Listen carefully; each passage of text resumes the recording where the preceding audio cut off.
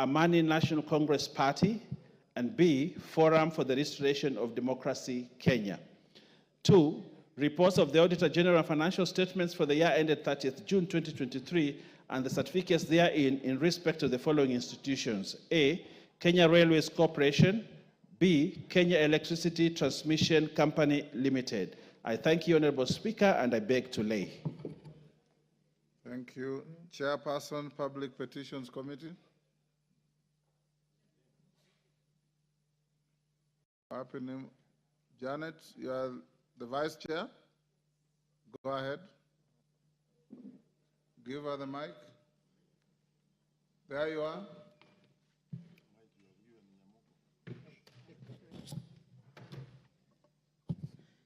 Thank you, Honorable Speaker. Honorable Speaker, I beg to lay the following papers on the table of the House today, Wednesday, 25th September 2024, in the afternoon. Reports of the Public Petitions Committee on its consideration of 1, the public petition number 41 of 2023 by Mr. Bob Ndolo regarding banning of TikTok in Kenya. And 2, public petitions number 49 of 2023 by the Honorable Protas Akuja, MP, regarding 41 Kenyans court-martialed and convicted for 8 years imprisonment in Uganda. Thank you, Honorable Speaker. Thank you, Janet. Next. Order number 6, notices of motion. Janet, there you are again. Can you give your 2 notices? Thank you, Honorable Speaker.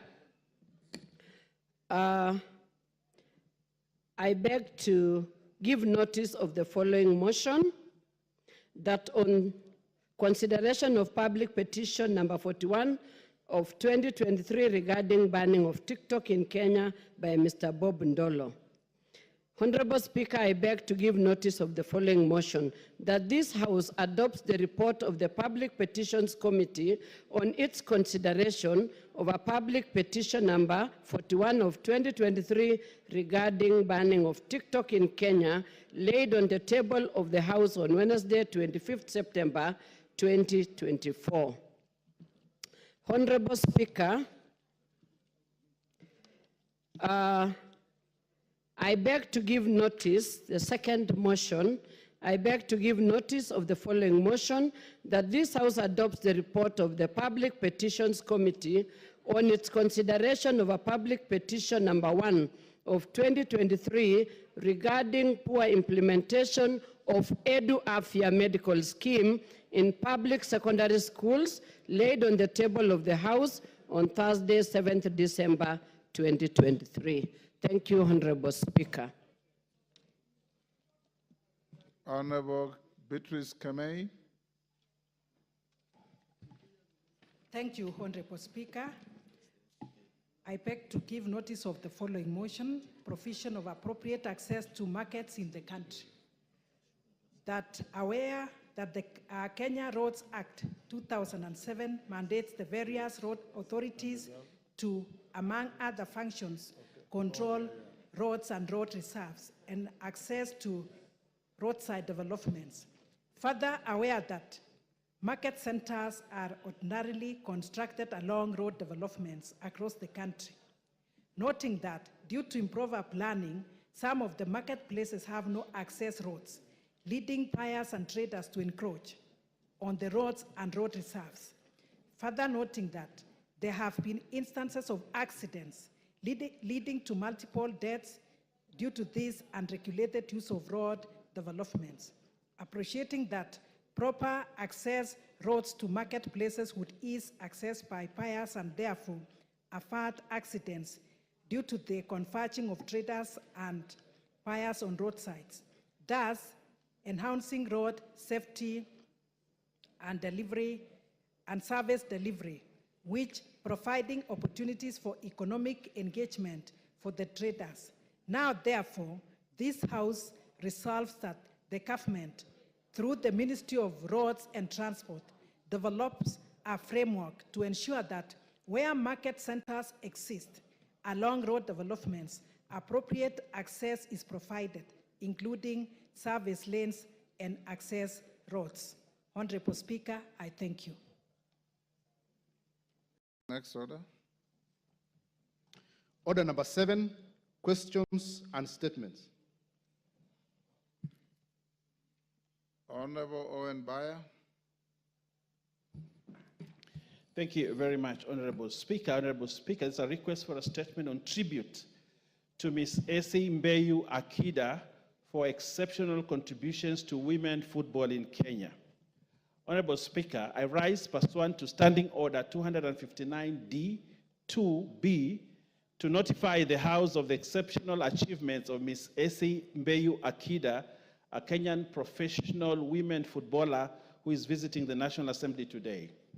I take note that Ms. Essie Akida, who currently plays professional football in Greece, hails from Kilifi North constituency, and would like to recognize her for the immense contribution to women football in Kenya. Honorable Speaker, Ms. Akida is exceptionally Kenyan professional footballer who was born in Kilifi, a place many people would not expect to produce football talents. Despite the misconception and strong cultural obstacles to women football, Ms. Akida defied the odds to become Kenya's most decorated woman footballer of her time. Her hope in football was sparked by moving the Goalpost organization, a sport for development organization that empowers girls and young women in Kilifi and Kwale. It is there that she honed her football skills, played for MTG United in the National Women's League, and later joined Thika Queens, now Kenya Police Bullets, Matu FC, formerly the National Youth Talent Academy, and Spedag FC.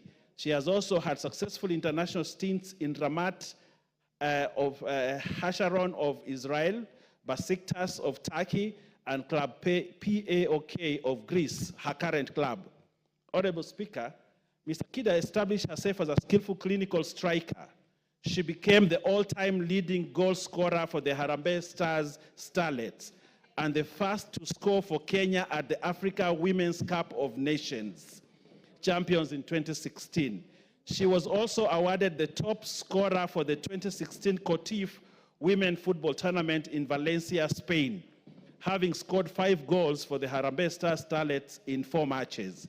Additionally, she scored a hat-trick in Harambee Stars' 3-0 win against Benfica Football Women Club and contributed 2 goals in the 3-1 win against Española Women at the 2016 Cotif Women Football Club. Beyond her sports achievement, Ms. Akida founded the S.A. Akida Foundation in Kilifi to support communities in nurturing football talents.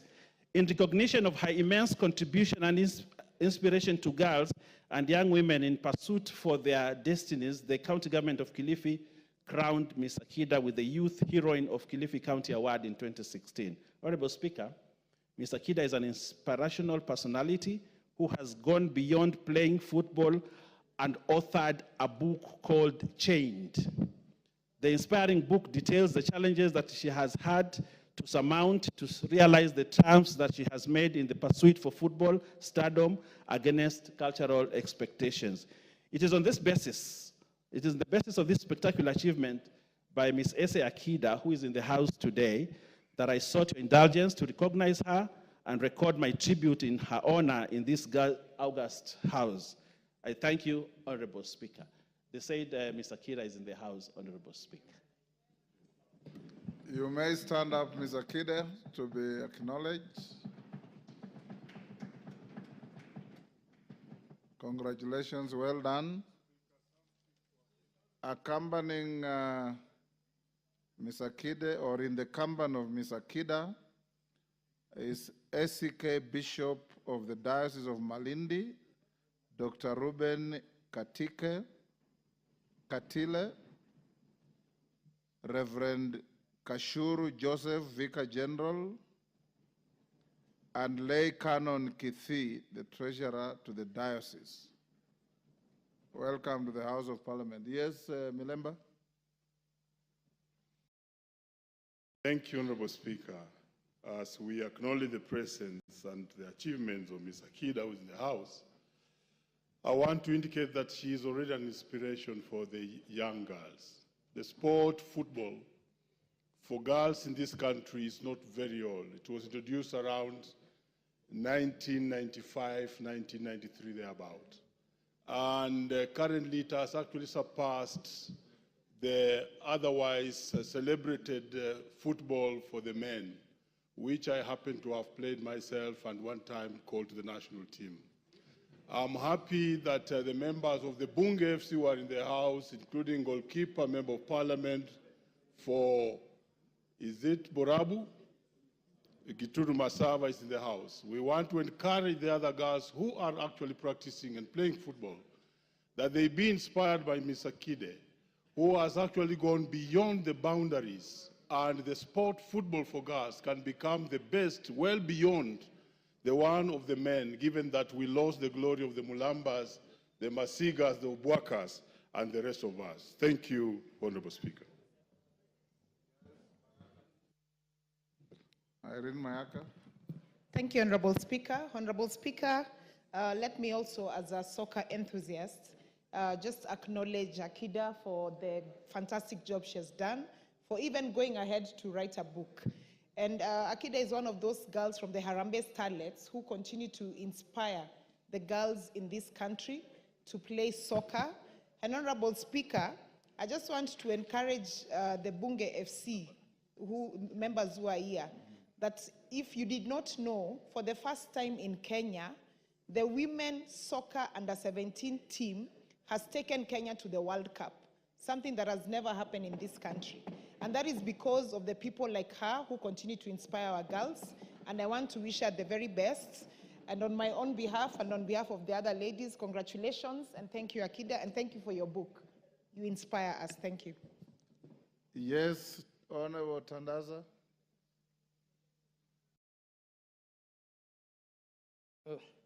Asante sana Mheshimiwa Spika kwa fursa hii.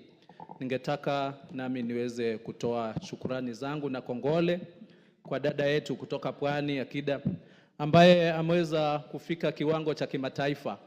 Hii ni kuonyesha kwamba talanta zipo kila mahali, hasa upande wa Pwani. Tukija kwa upande wa soka, ni mwezi tu uliopita tuliweza kupeleka kijana katika kampi kule Bomet ya mbio na ametoka Pwani. Kwa hivyo ni vifaa ndio ambavyo vinakosekana, ni mafunzo ndio ambayo yanakosekana, lakini kwa ile njia ambayo dada yetu ametuonyesha, tuna imani kwamba Wapwani tutaweza kusaidia gurudumu la talanta katika ngazi za kimataifa, tukijua kwamba talanta ni ajira. Asante Mheshimiwa Spika na kongole dada yetu Akida. Nataka tufungie hapa. Kwa niaba ya bunge lote, Mama Akida, tunakushukuru sana kwa heshima ambayo umeiletea nchi yetu, na uendelee kusaidia wasichana wadogo wengine Kenya mzima ili waweze kunawiri talanta zao katika nyanza ya michezo, hasa soka. Asante sana. Honorable Mohamed Abdikadir Lakdera.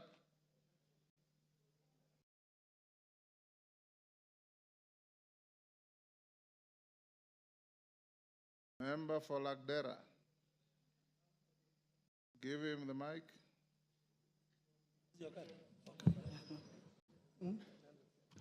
Thank you, Mr. Speaker, for giving me this opportunity.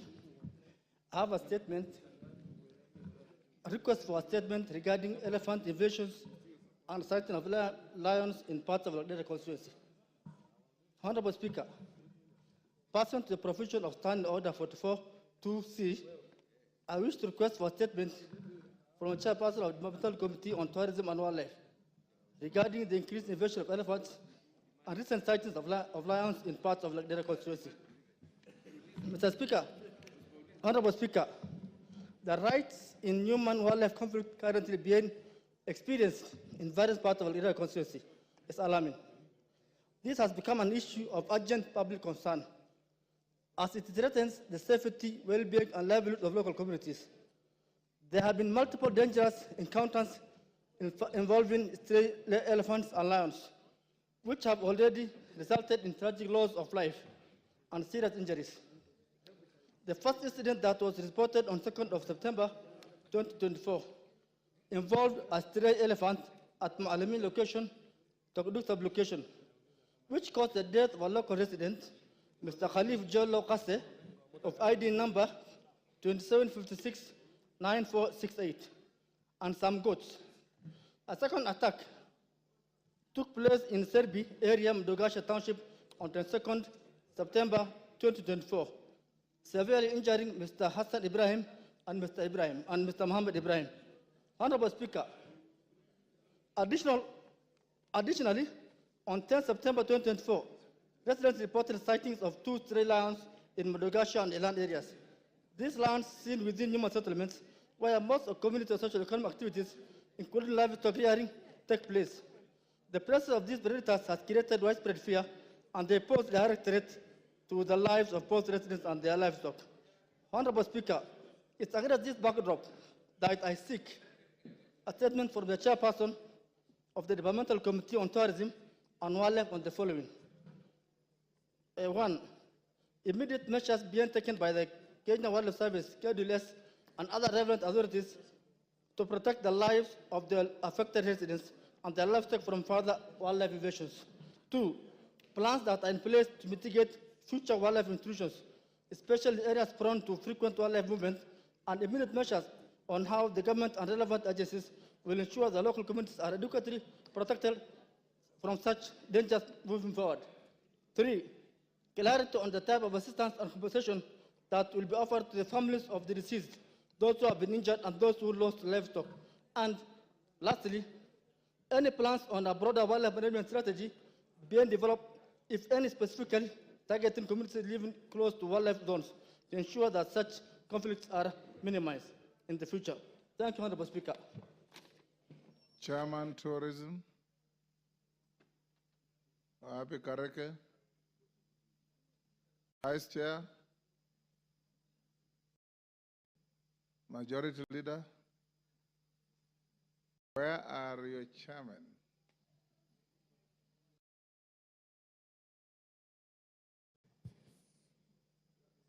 Honorable Speaker, some are not here, but we will make sure that they... Inform them to bring a response in 2 weeks. I will do that. Thank you. Next order. Order number 8, motion. Hold on. Before the next order, allow me, members, to acknowledge the following schools in the public gallery. Kari Kamburi Secondary School from Taraka, Tarakanithi. Mihuti Secondary School from Mathioya, Muranga. And the Withare Secondary School from Laikipia East, Laikipia. I've been asked by Honorable Murugara, MP Taraka, to acknowledge a school from his constituency and the others. Extend it to welcome the rest of the schools. Thank you very much, Mr. Speaker. So, Speaker, allow me to welcome to the House Karie Kamburi Secondary School and the other schools that are in the House this afternoon to observe the proceedings of the August House. This is the National Assembly, part of the Parliament of Kenya, and we are happy to see the youngsters who have come to see how we conduct business in this House.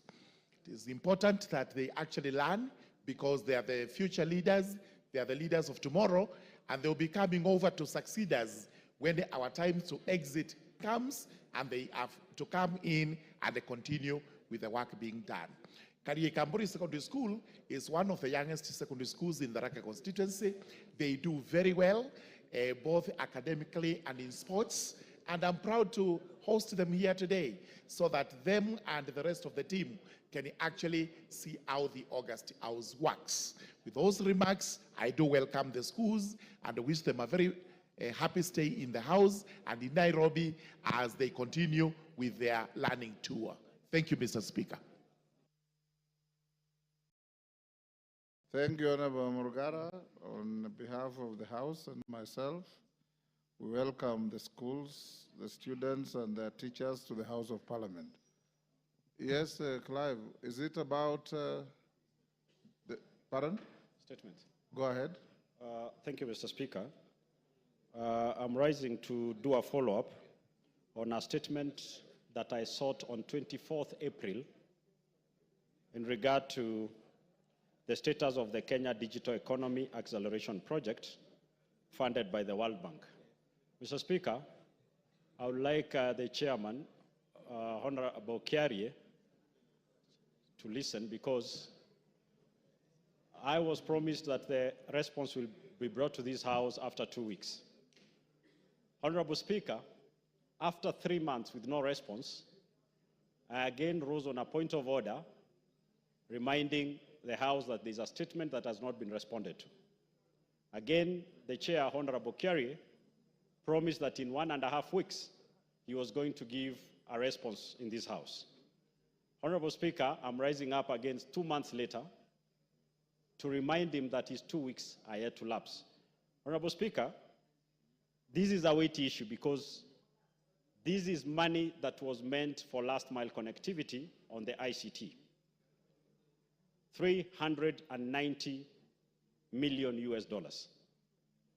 That money, Mr. Speaker, either has vanished or simply no response is supposed to be given. Can I be informed whether there is a response or there is no response, so that I restructure the question now with more facts and present them to this House? Thank you, Mr. Speaker. There's no provision under which you can restructure your question or request for a statement. KJ, from April to now is inordinately long. Mr. Speaker, I do acknowledge that yes, the request was made on the 28th of May. We channeled it to the ministry. And Mr. Speaker, I can say there was great delay from the response that we were expecting from the ministry. However, on the 3rd of September, we received a response, Mr. Speaker. And you do tell us that committees are here to work. The committee considered the response that we got from the ministry. And Mr. Speaker, it was not a report that we were ready to table in the House, Mr. Speaker, in the form and style that it was in. So what we have asked the clerk of the committee to do is to have the report that has come already to be scheduled, to be presented to the House, but at the same time, we have also sought the specificities that we thought were lacking from the response from the ministry. So these two processes are going on concurrently. There is a response that we feel is insufficient and inadequate to respond to the question raised, but we also feel that the ministry ought to offer more specificities to the responses that they have given as a committee, and I want to assure the Honorable Clive that we do take that issue very seriously. It goes to the core of the Kenya Super Digital Highway project, and if answered properly, it will be for the benefit of all members in this House. So, Mr. Speaker, we have an insufficient report. It's already being channeled through the systems, but as they are doing that, there are some specificities that we are still seeking from the ministry. I thank you for your magnanimity, Mr. Speaker. Order, members at the bar. Order. Members conducting an illegal kamkunji in the chamber. AJ, that explanation is inadequate. The right thing to do, if you get a response from the ministry that is, in your opinion, inadequate, bring it to the House and seek the permission of the chair. Go back and get more information. Secondly, you also have a duty, if the response is inadequate, to inform your colleague who requested for a statement that you have an answer which, in your view, does not address all the issues. You need to go back and get more information. Thirdly, is available to you to summon the ministry, the minister and his team or her team, to come before you and invite the questioner to also attend so that you can deal with the issues. But waiting from April to now is unacceptable. Mr. Speaker, I want to confirm to the House that we have actually taken the course of action that you are directing. I have members of the committee here. I can see Honorable Kivasu, Mheshimiwa Irene Mayaka. They can bear me witness that we have actually okayed the report, even in its inadequate form, to be brought to the floor of the House, so that even as the process of seeking the specificities is going on, we can still be able to present. Mr. Speaker, I have also had occasion to have a one-on-one engagement with the Honorable Clive, and I have informed him of the situation. And again, the members of the Committee of CII can bear me witness that the committee has decided to actually call the minister before the committee so that he can put the record straight specifically about this issue that has been laid by Clive. So, Honorable Speaker, we have followed the course of action that you do recommend. Thank you very much, Mr. Speaker. Thank you. Honorable members, after putting questions at orders 8 and 9, Majority Leader arranged to bring in the minister who is coming to respond to questions this afternoon. Next order. Order number 8, motion.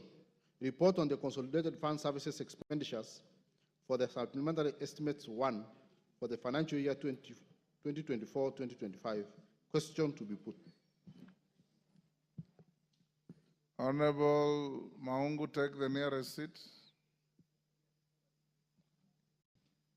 Honorable members, I now put the question at order number 8, which is that this House adopts the report of the Public Debt and Privatization Committee on its consideration of the Consolidated Fund Services for the Supplementary Estimates 1 for financial year 2024-2025, laid on the table of the House on Wednesday, 24th July 2024.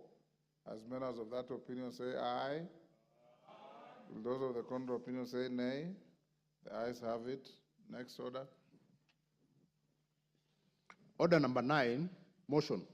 Public petition on funds spent on contrary to the provisions of Article 223 of the Constitution.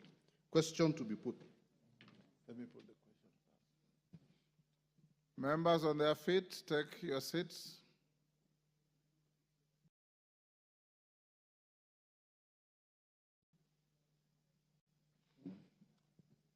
Thank you. Honorable members, I now put the question at order number 9, which is that this House adopts the report of the Public Petitions Committee on its consideration of public petition number 4 of 2022 regarding funds spent by the national government contrary to the provisions of Article 223 of the Constitution, laid on the table of the House on Tuesday, 12th March 2024. As members of that opinion say aye. Will those of the contrary opinion say nay? The ayes have it.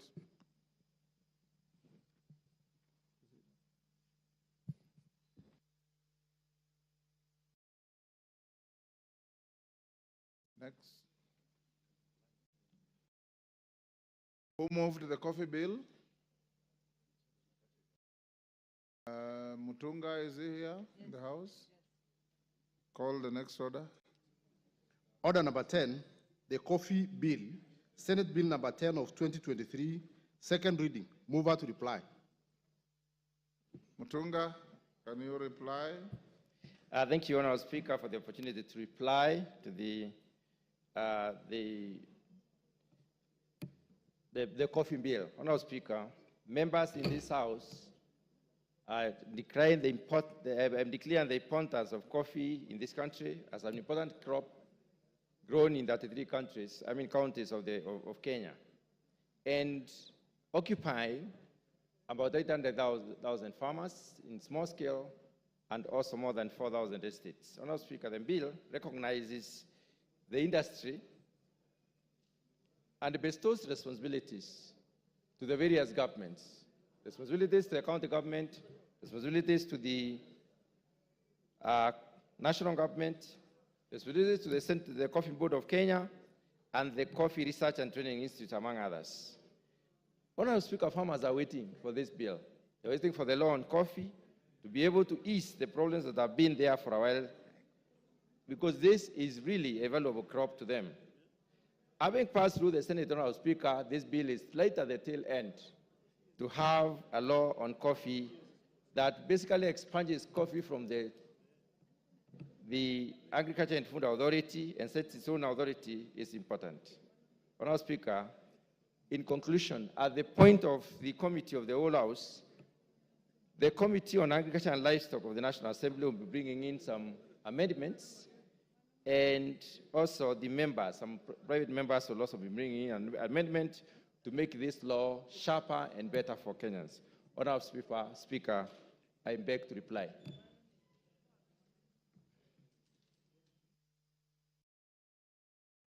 Member for Lagdera, take your seat.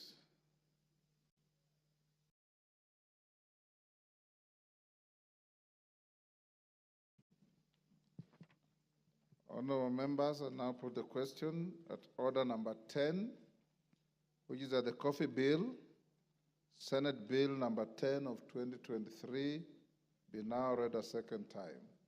As members of that opinion say aye. Aye. Those of the contrary opinion say nay. The ayes have it. A bill for an act of parliament to provide for the establishment of the Coffee Board of Kenya and the Coffee Research and Training Institute, the roles of the national and county governments, the regulation, development, and promotion of the coffee industry, and for connected purposes.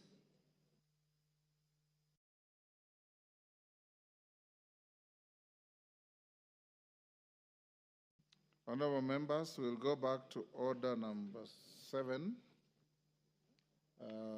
We have in the House the CS for Minister of Youth Affairs, Creative Economy and Sports to respond to questions as listed out on the order paper. Minister, welcome to the House.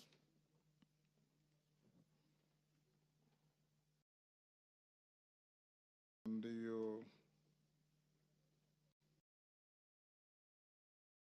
Majority Leader, who are the owners of these questions?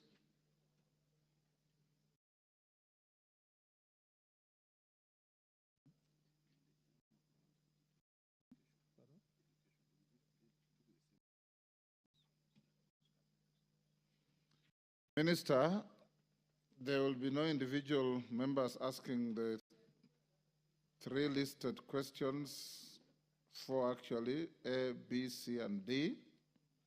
So I'll invite you to respond to all the issues raised. Then thereafter, I'll invite members to seek clarification or ask additional questions, if any. You may go ahead. Since this is your first appearance since your dismissal and reappointment, your congratulations on behalf of the House. And we hope that you'll continue like you did in the last term, cooperating with the House and appearing whenever you are requested to appear or summoned to appear. You're one of the ministers who never fail to appear when you are called to this House. Thank you, Mr. Speaker. Go ahead. Thank you, Mr. Speaker. Mr. Speaker, thank you very much for the invitation, but also to appreciate you for congratulating me and to thank the House for approving my appointment, being my first time also to come in to this chamber since being reappointed. It's always exciting to be here, Mr. Speaker, and a privilege, really a great privilege, knowing that many Kenyans would have had an opportunity to appear before such august House. Mr. Speaker, I was asked about 4 questions as you've mentioned, so maybe for purpose of the Hansard, I will restate them and then just respond. Mr. Speaker, the first question was, we appraised the state of the preparedness of the country in terms of infrastructure, facilities, and other logistics to successfully host international sports events, more specifically the planned hosting of Africa Nations Championship which is CHAN and Africa Cup of Nations.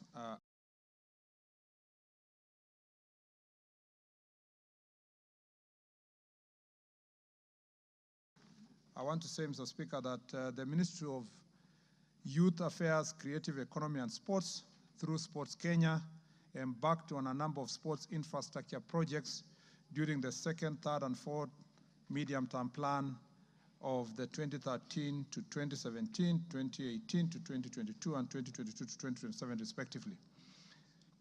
We are aligned to the National Vision 2030 and the Kenya Kwanza Government Manifesto.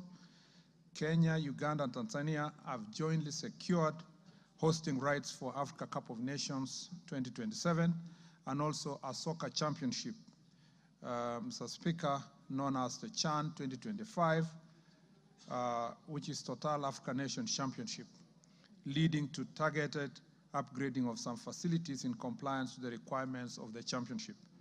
The bid was awarded to the 3 countries by the Executive Committee of Confederation of African Football on 27th of September 2023. The Cabinet approved to host the sports event on 3rd of October 2023.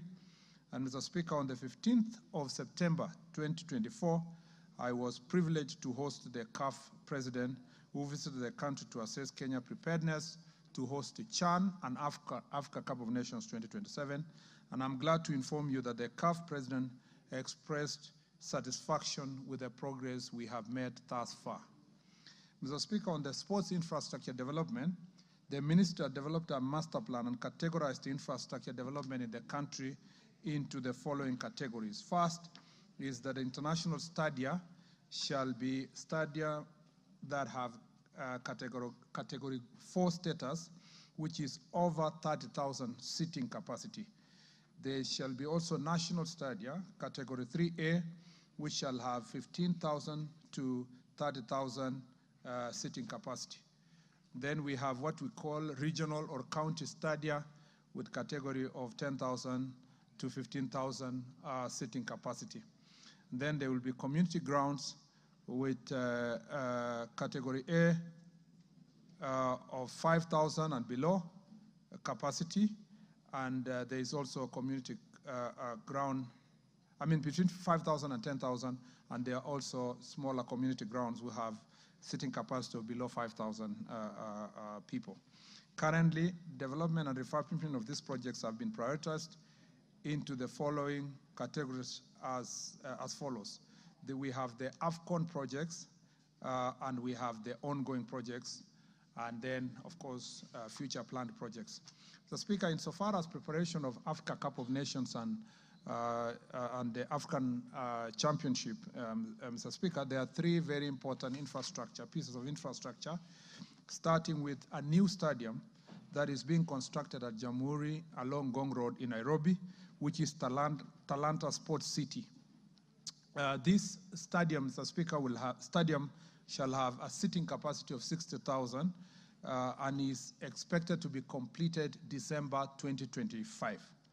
The stadium, Mr. Speaker, will be accompanied by 3 grounds, which are training grounds within the Talanta Sports City, 2 with running track, and another 1 football pitch, which shall be shared with the rugby. Mr. Speaker, as a result of this construction, we will then move, for purpose of Africa Cup of Nations, the Nyayo National Stadium shall be categorized as a training ground for purpose of the Africa Cup of Nations. So the Talanta Stadium will be the main stadium, and the Africa and the training ground will be Nyayo Stadium. Mr. Speaker, as we speak now, we know that this is a new project. Groundbreaking was done on 31st of March this year. The progress so far is 23%. The works are ongoing, and we are delivering this together with the Ministry of Defense, who are the contracted agency of the Ministry of Sports. Mr. Speaker, the other stadium is the Moi International Sports Center, Kasarani.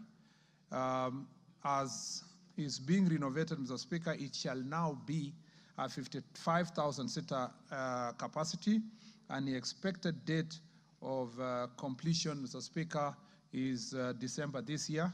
The main works that are being done to refurbish the stadium is installation of new roof, Mr. Speaker, that will have a greater enclosure of the stadium, 30-meter round the stadium, installation of seats, upgrading of flood lighting to what is called 3,000 lux, expansion of the VIP pavilion, refurbishment of the football pitch, installation and installation of access controls, audio-visual systems, sound, VAR, and CCTV to the stadium, and the upgrading of the changing rooms, doping control and medical rooms, upgrading of the press and media center, Mr. Speaker.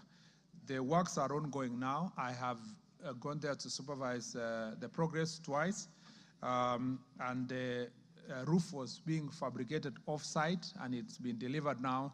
It's on its way to Kasarani and to be delivered and installed.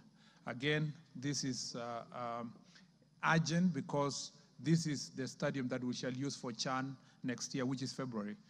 Mr. Speaker, on the training grounds related to the Moi International Sports Center, Kasarani, we have 2 pitches at the Kenya Academy of Sports ground, and Mr. Speaker, we intend to also eventually to make Kirigiti Stadium to become a training ground for purpose of Moi International Sports Center Kasarani Africa Cup of Nations hosting in 2027.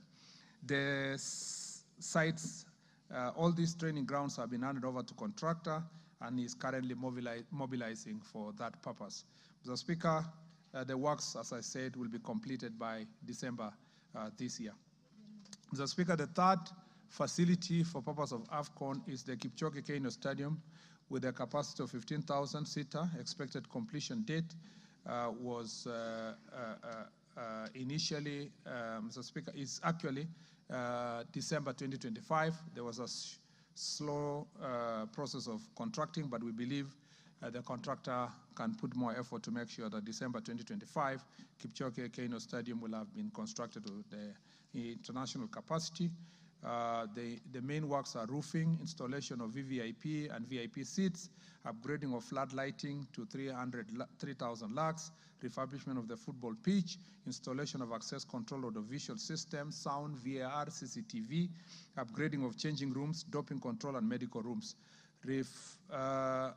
The project was commissioned and site handed over in August this year, and contractor is currently on site, ready to continue with the work. There's also, as part of the works, upgrading of the press conference and the media center, and upgrading the perimeter wall, and replacement of the tartan track to make it international. Mr. Speaker, as part of the training grounds of the Kipchoge Stadium, we shall be commissioning works on Kapsabet Stadium, Eldoret National Polytechnic grounds, and 64 Stadium, all of 2 of whom which are in Uasin Gishu, and the other is in Nandi County.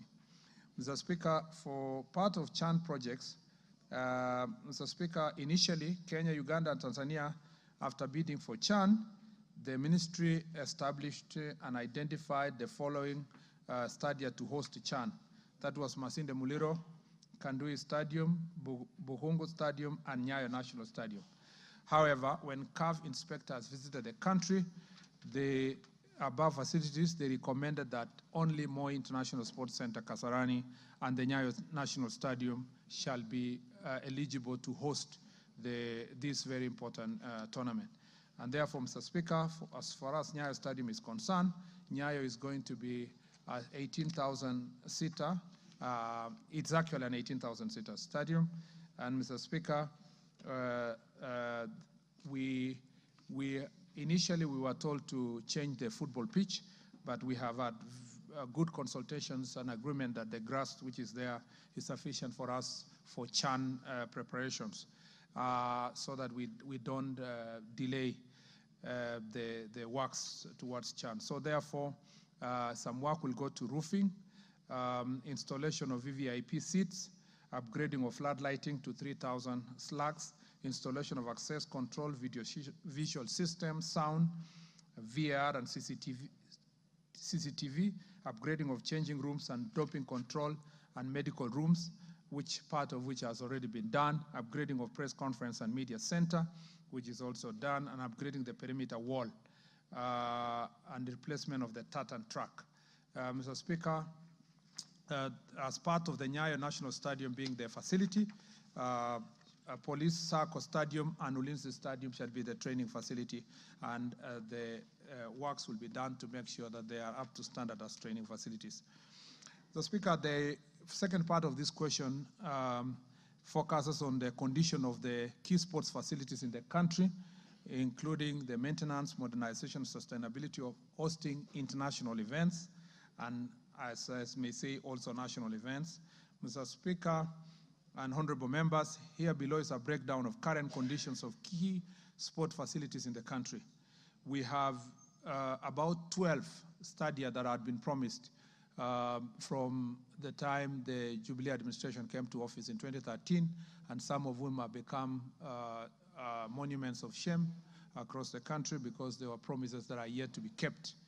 And some of these stadia include Kinoru Stadium in Meru, Kirubia Stadium in Tharaka Nithi, Marsabit Stadium in Marsabit County, Kamarin Stadium in Elgeyo Marakwet County, Ruringu Stadium in Nyeri County, Wote Stadium in Makueni, Karatu Stadium in Kiambu, Puhungu Stadium in Kakamega, Masinde Muliro Kandui Stadium in Bungoma, and Kirikiti Stadium in Kiambu, Jomo Kenyatta Stadium in Kisumu County, and Wanguru Stadium in Kirinyaga County. Mr. Speaker, let me start with Kinoru in Meru. The overall completion of the Kinoru Stadium is 99%. It is 15,000-seater stadium, a FIFA standard football pitch, a borehole and associated water storage facilities, generator, electrical and mechanical works, subbase for 8-lane track. We have a VIP lounge and athletes changing rooms and so forth, and CCTV installation. Mr. Speaker, this is 99% done. And Mr. Speaker, there are a bit of concerns here, which makes it the 1% that needs to be completed and for the stadium to be used as it ought to be for national FIFA events and other athletics events. Kirubia Stadium, Mr. Speaker, again, this is the overall completion of this project is 99%.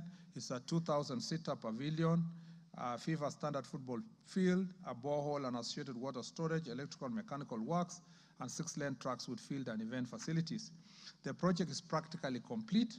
However, there is a need to expand the VIP holding rooms and presidential dais, which was not in the original specs.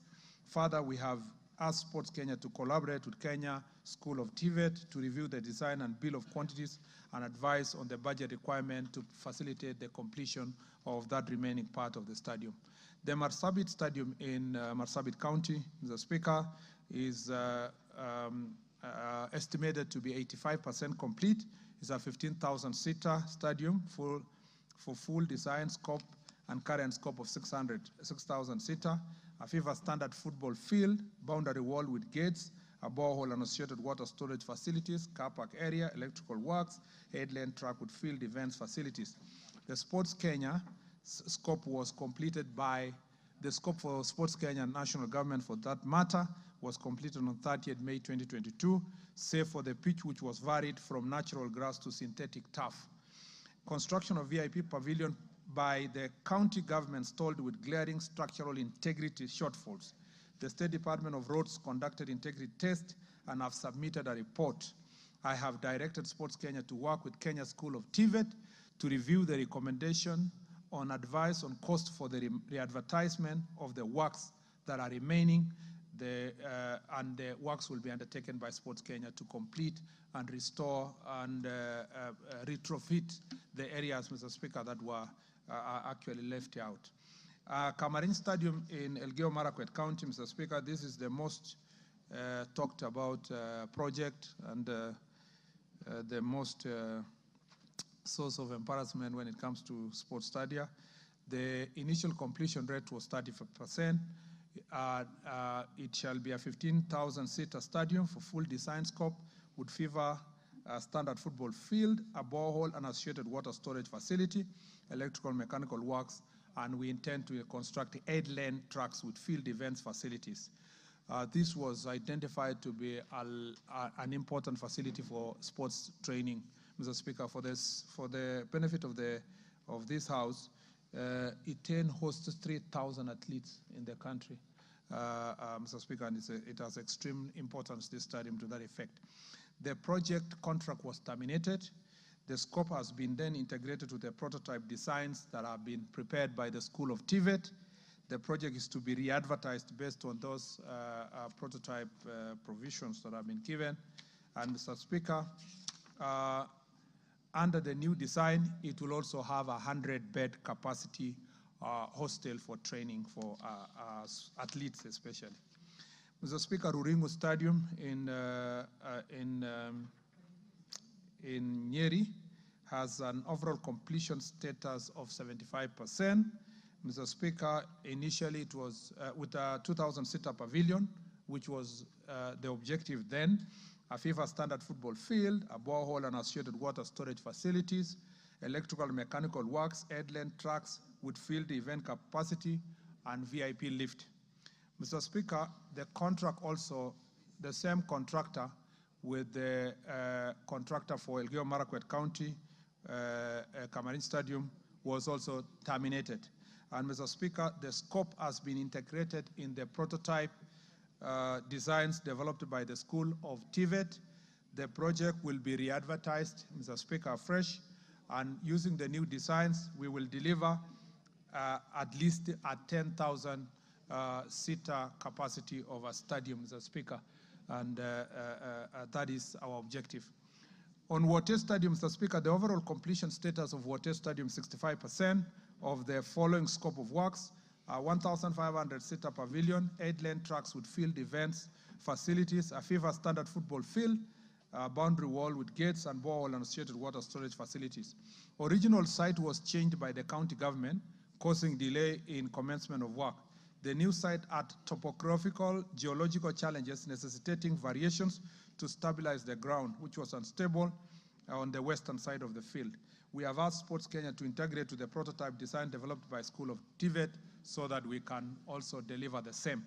Mr. Speaker, Karatu Stadium in Kiambu, the overall completion status now is 90%.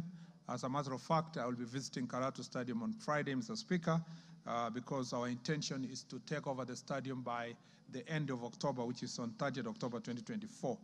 The stadium is 1,500-seater pavilion, a FIFA standard football field, a borehole and associated water storage facilities, electrical, mechanical works, and 6-lane track with field events facilities.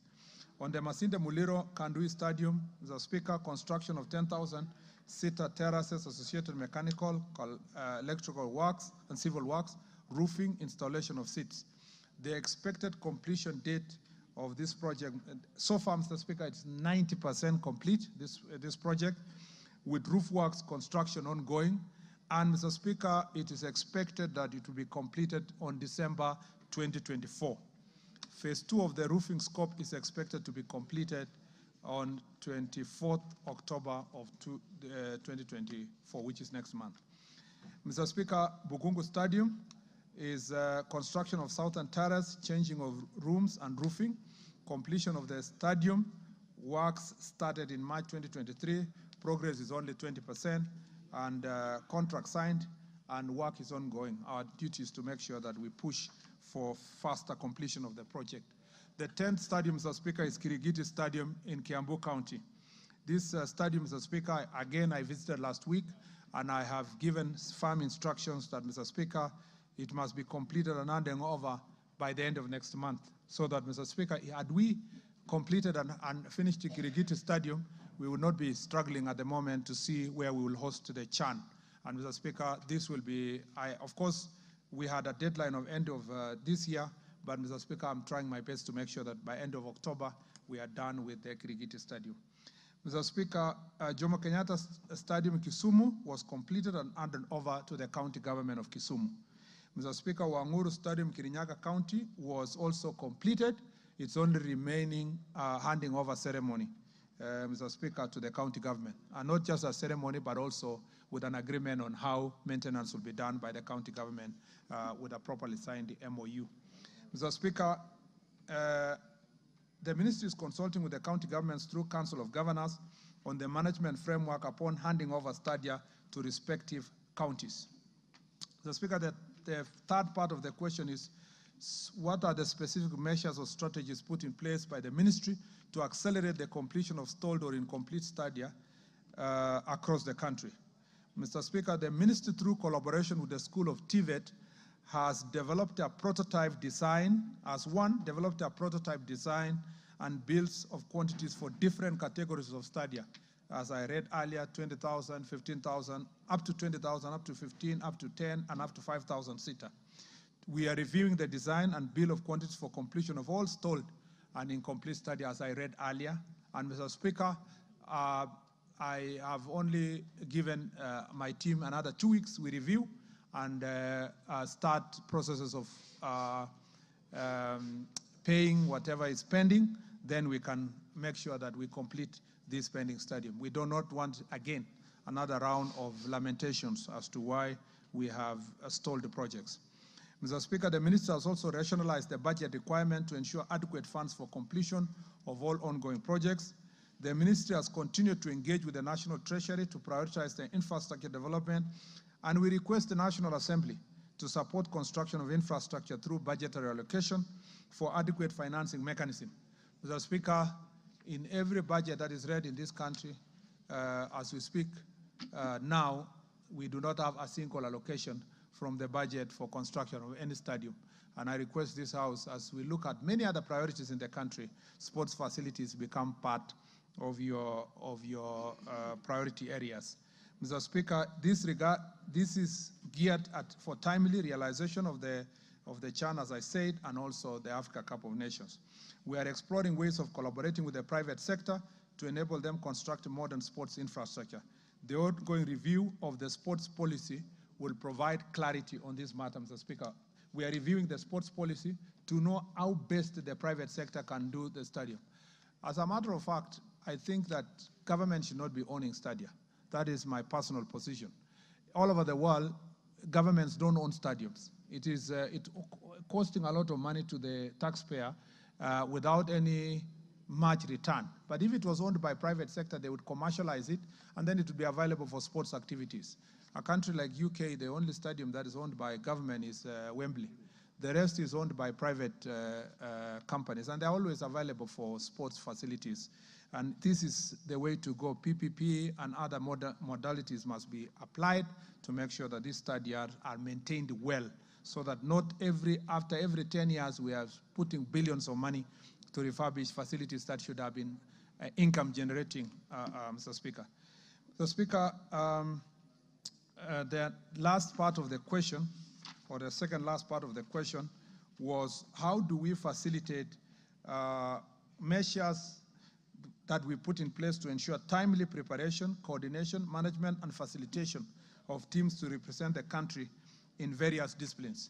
Mr. Speaker and honorable members, the Ministry of Youth Affairs, Creative Economy, and Sports has a key responsibility of supporting teams to represent Kenya in international competition in various disciplines. The ministry usually enters the teams in international competition held outside the country and also while hosting competitions here in Kenya. The ministry has put in place the following measures to ensure that our teams are well prepared, managed, coordinated during these games. First, the ministry has put in place funding request mechanism, which has been shared and sensitized to the sports federations. Federations submit their requirement for next financial year by 31st of December every year, 6 months before the start of the financial year. The ministry compiles an annual work plan which captures the events as per ministry priorities for the next each financial year, each financial year. Federations thereafter submit an itemized budget to the Department of Sports for their respective activity competitions 2 months before the start of the activities. Department then evaluates and rationalizes budgets and forwards the same to the Principal Secretary for approval. In the approvals, the ministry ensures that the teams are provided for to attend Local training counts for at least 7 days to prepare adequately for the competition. For major events, the training is longer and may include training abroad to access suitable, favorable competition conditions, just like the Olympics and the World Cup for our young girls. The budget ensures that the teams are appropriately and well kitted for their respective competitions. The female teams are kitted to take care of their special needs and requirements, and the teams with disabilities are done the same. On request, the teams are also facilitated to acquire specialized equipment for training and competition in line with their respective sports. The players and officials are provided with local training allowances and foreign allowances during the competition days to incentivize the players. The teams are equally provided with travel insurances and medical covers to take care of injuries during competition and any further injuries that may go beyond the competition period. The teams traveling outside the country are accompanied by technical officers from the ministry to ensure their safety, proper welfare, and for proper reporting and feedback for each event. For teams comprising of ladies and minors, the ministry ensures that they are accompanied by chaperones and safeguarding officers to ensure athletes' safety at all times. After competitions, the athletes who excel are rewarded with cash awards as provided in the Cash Award Honor Scheme. This meant to encourage and monetize their effort during competition. In conclusion, our ministry is committed to ensuring that our teams are well prepared, well facilitated to participate in international competitions. Their good performance helps to raise the profile of our country and that of the athletes. We shall continuously revise, Mr. Speaker, our support to the teams as and when we need arise to ensure that we meet the necessary standards for our team's continued excellence in international competitions. Mr. Speaker, the next part of the question is the mandate of Kenya Academy of Sports. The Kenya Academy, Mr. Speaker, in line with the mandate of the Sports Talent Development, Kenya Academy of Sports has over the years undertaken various programs and activities aimed at identifying and growing sports talents at the grassroots. They include one sports camps, Mr. Speaker. The Academy has so far provided training to 3,457 talented children and youth in different sports disciplines through sports camps in football, tennis, volleyball, basketball, rugby, hockey, swimming, deaf basketball, chess, netball, and table tennis, among others, are summarized in the table below, Mr. Speaker. Mr. Speaker, and I've attached the table. I do not need to read it again, Mr. Speaker. And then, Mr. Speaker, number 2 is athlete scholarships. The Academy awarded a scholarship to, among others, Mr. Speaker, specifically on this one, to Selfa Ojiambo, a talented but very needy and vulnerable girl who was the 100-meter champion in 2000 primary school games. The Academy admitted the girl in St. Catherine's Nainka Girls and, Mr. Speaker, engaged her in training. In March 2023, as a result of the same, just as an example, Salfa won gold for Kenya in the 400 meters times by 100 relay in under 18 girls in Dar es Salaam, Tanzania. In April 2023, she was placed in the 4x4 relay team for Zambia, where she was number 3 in the finals. Mr. Speaker, this is just one example of some of the scholarships that have been given. We facilitate training. An academy facilitates training for athletes in various sports disciplines, including football, basketball, volleyball, hockey, and tennis. Mr. Speaker, collaborative training, the academy supports the following sports organizations to organize tournaments. The chess tournament, Mr. Speaker, that was organized here in Nairobi with 500 chess players participating. Martial arts tournament in Meru, where over 200 youth participated. Tong Il Mo Du Kenya tournament in Mombasa. Little League based in Meru, where 200 youth were involved in the games. The American Buffaloes baseball team, who organized an American Independent Day baseball tournament in Kasarani. Celebration of UNESCO International Day, among others. There are a number of activities. Development of curriculum to guide sports training, and the academy has already developed a curriculum of 6 sport disciplines, which is football, basketball, cricket, athletics, volleyball, golf, and motorsport. There is mental skills training and psychosocial support for athletes when they are going for international events, as listed. Mr. Speaker, the Sports Talent Development and Training Framework has been prepared by the Academy. And the objective of this framework is to provide guidelines for selection of and training of athletes and sports technical personnel, establish criteria for academy engagement and management of trainers, provide standards for establishment and management of sports facility equipment and training materials. Mr. Speaker, provide implementation of structure to support talent development and training of the training at the academy. The academy also organizes, Mr. Speaker, national sports talent camps, and it has done a number of them from 2023. Mr. Speaker, which help in identifying nurture sports talent, provide opportunities for scouting of local and talent and for local and foreign clubs, to promote positive specialization integration, and instill life skills and mentorship training. We have also the program of Talanta Hela football tournament that was successfully organized last year, Mr. Speaker, and hopefully we will do the same also this year. And Mr. Speaker, this is meant to nurture talent in particularly the first one was focused on football. And Mr. Speaker, the idea was to prepare our team for Africa Cup of Nations come 2027. And it gives opportunity to young people to expose their soccer talents, Mr. Speaker, in preparation for this tournament, and so that the coaches and the technical staff can be able to scout the best talent. And as a result of the same, last year games, that is how we got some of our girls who are now going for the World Cup in the Dominican Republic, Mr. Speaker, who have succeeded in that endeavor.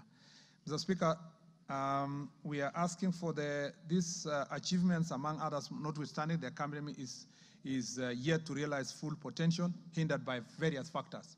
Mr. Speaker, I really want to challenge this House to look at what exactly they give the academy and what they expect. If you look at the budget for this financial year, last year, the academy was allocated, they requested 530 million for 2023-2024, and they were given 280 million. Mr. Speaker, this year, this financial year, the academy requested 600 million, and they were given 0. Mr. Speaker, there is a pattern that is developing and that I've witnessed. Now that I'm serving in a second ministry, Mr. Speaker, I can do proper comparison. You will find that in this ministry, Mr. Speaker, largely all the agencies are ignored. You are aware that, and related to this, but not in the question itself, ADAC, which is dealing with anti-doping, was also given, for at the request of 300 million, they were given 20 million, Mr. Speaker, to the protestation of the International Anti-Doping Agency. There is, and I want to implore through you, Mr. Speaker, this House, that let us put our money where our loudest mouth is, in the sense that as a country, we really like sports, we like cheering our athletes, we like our footballers, we do all that. But we are happy to sit as executive and as legislature here to give 0 to athletes, to sports people. I think, Mr. Speaker, it should prick our conscience and rethink about how we are handling sports and sports facilities. No wonder, Mr. Speaker, the potential of sports in this country has never been realized as it should, because you cannot, Mr. Speaker, reap where you do not sow. With 0 money allocated to sports of academy, you get 0. That's why you see the academy, Mr. Speaker, is reporting 1 scholarship, and they really want to report in a big detail 1 person. We can actually do more if we have proper resources in that regard. Mr. Speaker, I do not, of course, want to mention what the state departments get, both youth and sports, because it is laughable. Mr. Speaker, there is inadequate staff level, Mr. Speaker, at the academy. We have 36 staff against the establishment of 155. There is also lack of training facilities. We are only focusing on 1 facility in Kasarani. Mr. Speaker, we need more facilities to be able to, for the academy to be able to support sports. Mr. Speaker, the academy has also developed a digital hub, a talent hub for online talent identification, where if you establish or you identify a talent anywhere in the country, it is sent to that digital hub. But, Mr. Speaker, we have audited and realized it is inadequate because it's using, Mr. Speaker, very basic technology. Properly working talent search technology uses artificial intelligence, where the information is sent to the site and it automatically identifies the quality and the talents of students. If you look at Premier League, for those who follow football, you realize that the Premier League teams are now using modern technology. People just send skills all over the world and helps in talent search. It also helps in identification of talented sports people. Mr. Speaker, as I conclude, the Kenya Academy of Sports here to establish sports training academies across the country because I needed to contextualize that is the question of how many talent academies do we have across the country. The Kenya Academy of Sports here to establish sports training academies across the country due to inadequate resources. Construction of the headquarters in Kasarani is still ongoing. Plans are on advanced stage to establish 30 sports training academies across the country during the current financial year. And Mr. Speaker, for the next 3 years, the plan is to, this year 30, next year, resources permitting, we do 90 academies, and 2026, 2027, another 90, and then 2027, 2028, we should reach a total of 290 academies, which is one academy per constituency. Mr. Speaker, the Academy endeavors to continue fulfilling its mandate of sports talent identification, development, capacity building of sports technical personnel, and conducting sports research. This will be achieved through athlete identification, nurturing and development of programs, conducting coaching and refereeing courses, and provisions of sport training equipment to athletes and the teams across in the grassroots. To ensure the continuity of this program, the Academy will strive to work with stakeholders, including Ministry of Education, county governments, sports federations, Kenya primary and secondary school associations in the development of sports talent. I thank you, Mr. Speaker. Thank you, CS. Members, you've had a very clear, elaborate explanation from the Minister on the issues at hand. Carolo Mondi,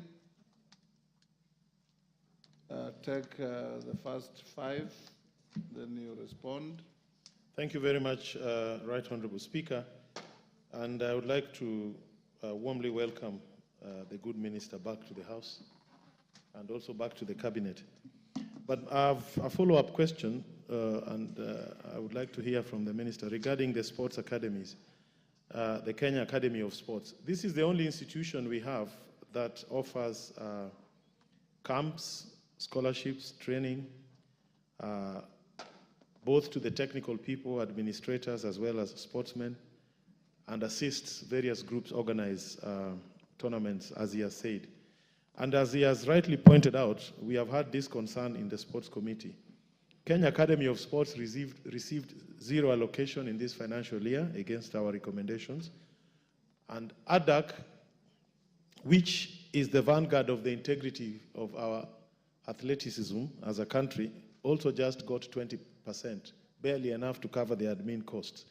So I would like to hear from the minister that there are no proposals to wind up these 2 institutions. We are very worried. It seems like there is a clear plan to fold Kenya Academy of Sports, as well as to undermine the operations of ADAC.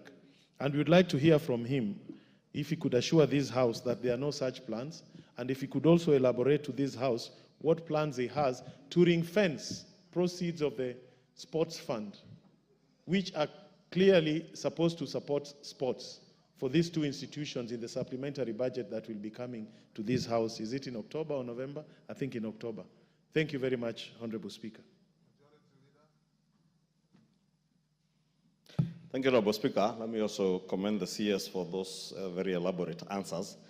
But Honorable CS, I see you have completed a number of studies and some like Wanguru, Jomo Kenyatta Stadium in Kisumu County, which you say you have completed and handed over to the county government. Kerigiti Stadium in Kiambu County, you say you hand it over at the end of October. Wanguru Stadium, the same, is awaiting signing of MOU and handover.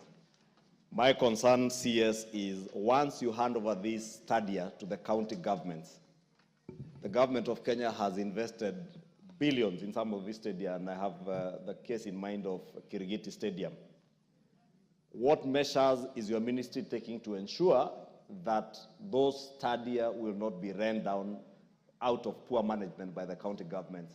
I don't know whether the MOUs you are entering into with the counties include an oversight mechanism by the ministry to ensure that you maintain a certain standard and level of our regional and international stadia. Because, for instance, Kirigiti is a stadia that could also be used for some of the international games under AFCON and CHAN. But if we leave them to many of our county governments, they will be run down in a year or two. They will look like community grounds with no seats, with tartan torn, the football pitches not usable, goalposts looted and sold to scrap metal dealers.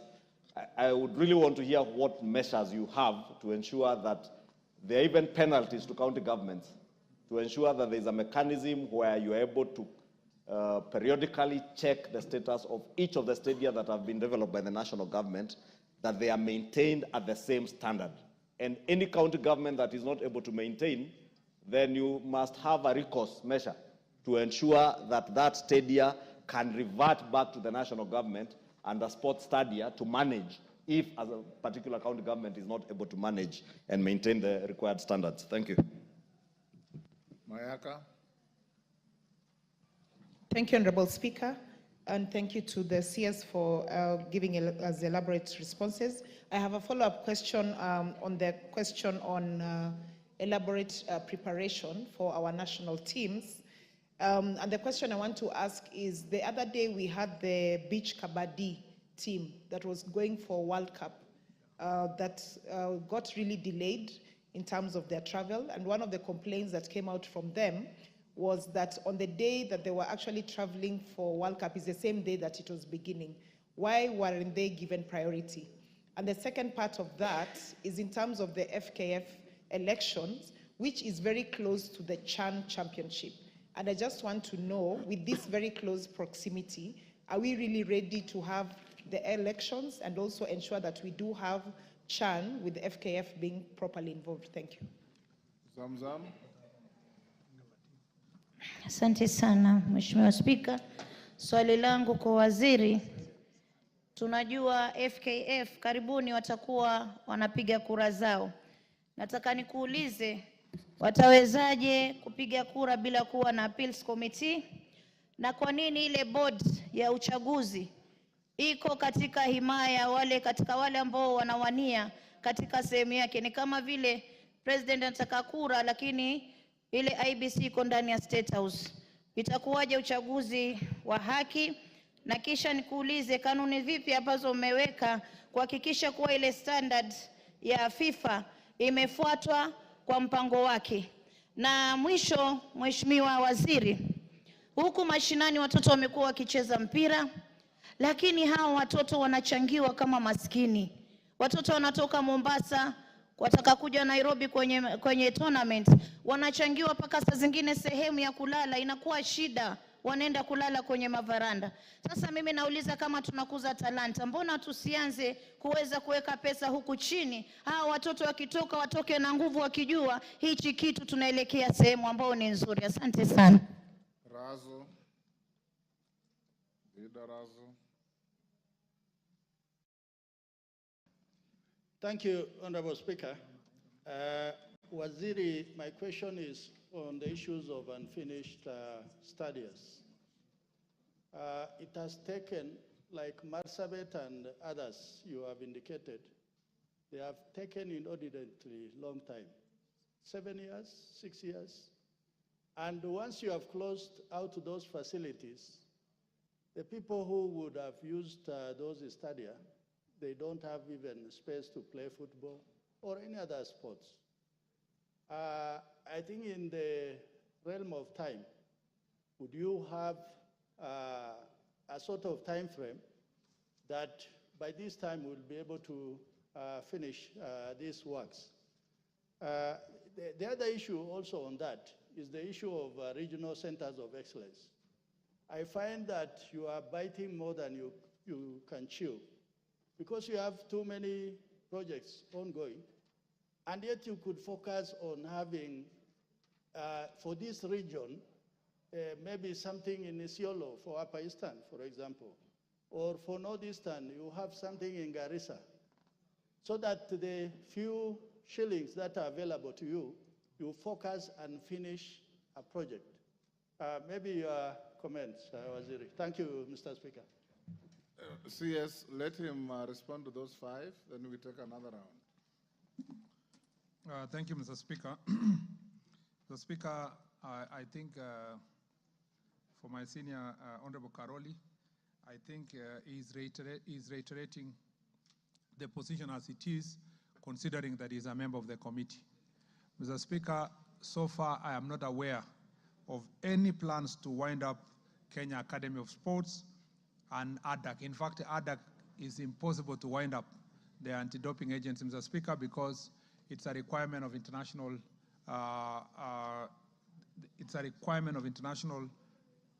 agency.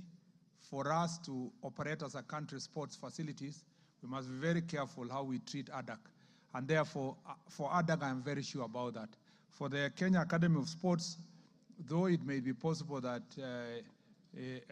there might be a conversation between that and the Sports Kenya, I am not aware at the moment that that has been progressed beyond just basic proposals. The issue we have a problem with is to have a very important grassroots agency having zero money. It's unbelievable, unfathomable, that at the moment we don't even have money to pay their salaries, let alone to carry out any project. So for that reason, Mr. Speaker, I will continue. We have had this conversation with Treasury, and I want the support of the committee and the House, the National Assembly, Mr. Speaker, to make sure that these resources are reinstated to run these very important agencies.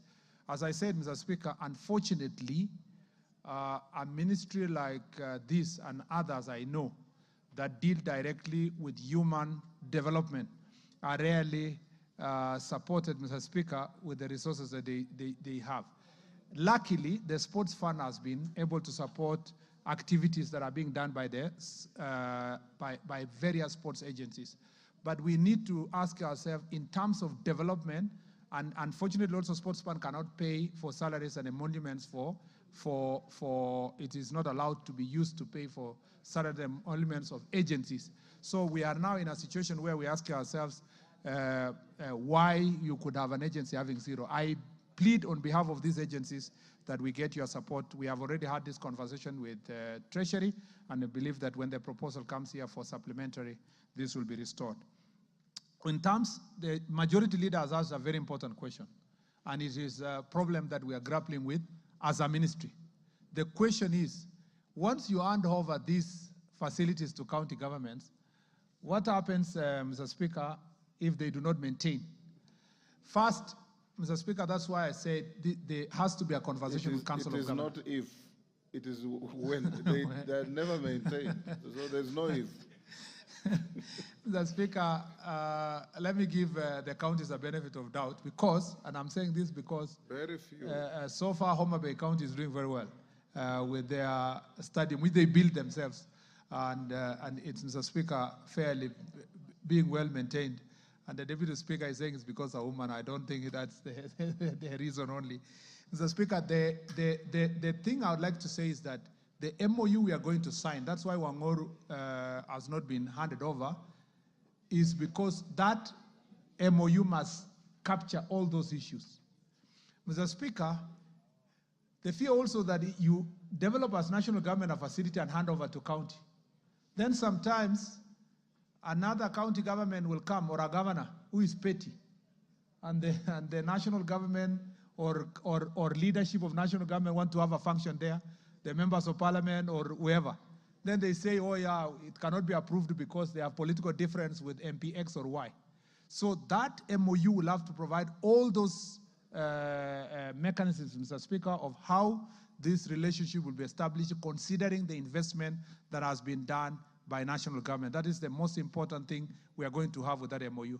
And as I said, Mr. Speaker, that's why it is nice progressively that this study are owned by private entities so that they do not have consideration of this type of issues. Mr. Speaker, on the question of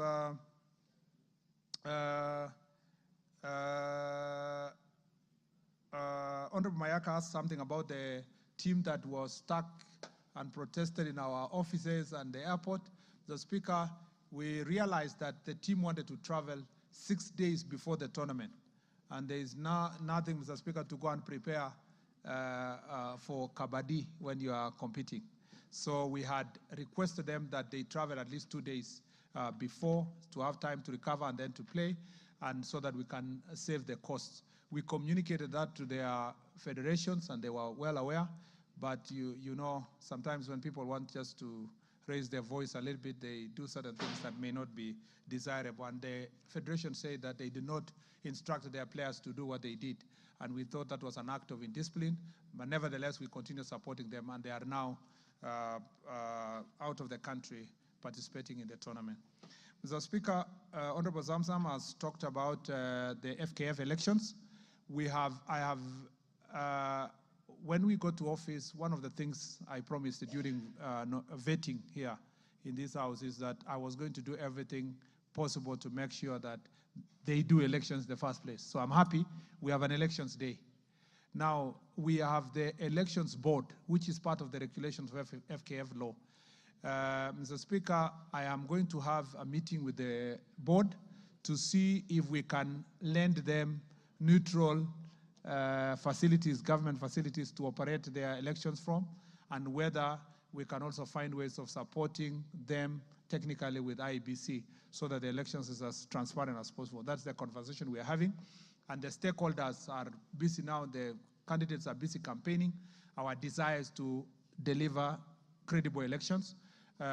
We know that it is not government per se that is in charge of the elections, but our oversight responsibility and the Office of the Registrar is working very hard to make sure that that independence is achieved.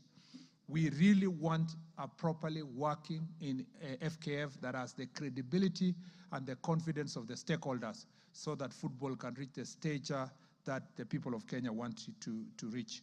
And so that I promise that I will make sure that we deal with that. On the grassroots football support, again, apart from the Kenya Academy of Sports not having resources to deal with these academies in different places, the rest, you know, sports is private. Let's put it there first. Sports is a private venture. It's like business. If we look at it from a business perspective, until the day you are coming to compete on behalf of your country, the rest is a private business, and we must see it as business. And we want to support it the way we support other businesses, MSMEs and all that, you know, as a country. That's why we must have multiple ways of achieving it. The best entities, grassroots entities for developing sports is schools. That is why we want to sit down with the Ministry of Sports to make sure that the schools provide opportunity for nurturing talent. The rest of club football should outrightly be private. They should raise resources. They should run their footballs very well, have funding and take advertisements and all other mechanisms. But when it comes to nurturing, if we focus on schools alone, no part of Kenya will be left out. But if we focus on building a place where that training will only happen, few places can be constructed in the country. Schools all over the world, and I say this recently when we were having a NOC review of the Paris. In the US, I was told, and a statistic which I still have, the US universities contributed 3,000 athletes who went to compete in Olympics. Universities. While our universities in Kenya do not contribute even one. We have a problem of transiting from primary, it's okay. Secondary, even when we fund it from using sports fund, they produce the best sports people. After high school, we have very few athletes that are competing that are in universities. In fact, the only sport that has managed to have that caliber of athletes is rugby. The rest, you know, the rest of the sports, football, athletics, and so forth, we do not have proper programs that take place in our colleges and universities.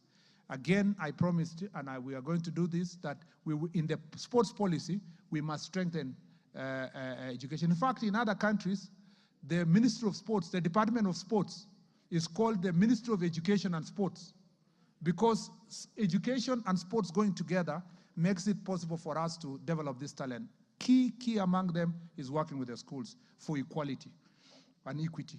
The other issue is raised by Honorable Raso is on the question of being strategic. That is why you see in the bigger stadia, we are just constructing one per region. The ones for 10,000, 15,000, we are focusing on regions. And you are right, you know, in the entire Northeastern region, there is no one stadium. Out of, for example, affirmative action, we need to have one that will be used in that region, and the talent is there. And then, you know, make sure that every region is taken care of. Before now, we can move to counties. The rest is to leave county governments and private sector to construct the rest of the stadia. And slowly, government should maybe keep 2 or 3 national government. The rest either run by counties or private sector and clubs. If we had thriving clubs like Gor Mahia, AFC, Ulinzi, Shabana, or so forth, they would buy these clubs from government, pay back to the government, and they own it, and then it would be used for sports. That's why it's important to develop the sport itself, because that sport can be able then to facilitate the infrastructure that we need. Mr. Speaker, on the Marsabit one, there was inordinate delay. I already captured that in my report. Marsabit, Kinoru, Kamarin, among others. But as I promised, this will be, by the time I come back here to speak about sports again and sports infrastructure, I think the pending infrastructure will have either been commissioned to start for the ones which have not started like Kamarin, or we should be completing and handing over Marsabit. As we speak now, our officers are on their way to Marsabit to assess how much it will cost to complete the Marsabit one.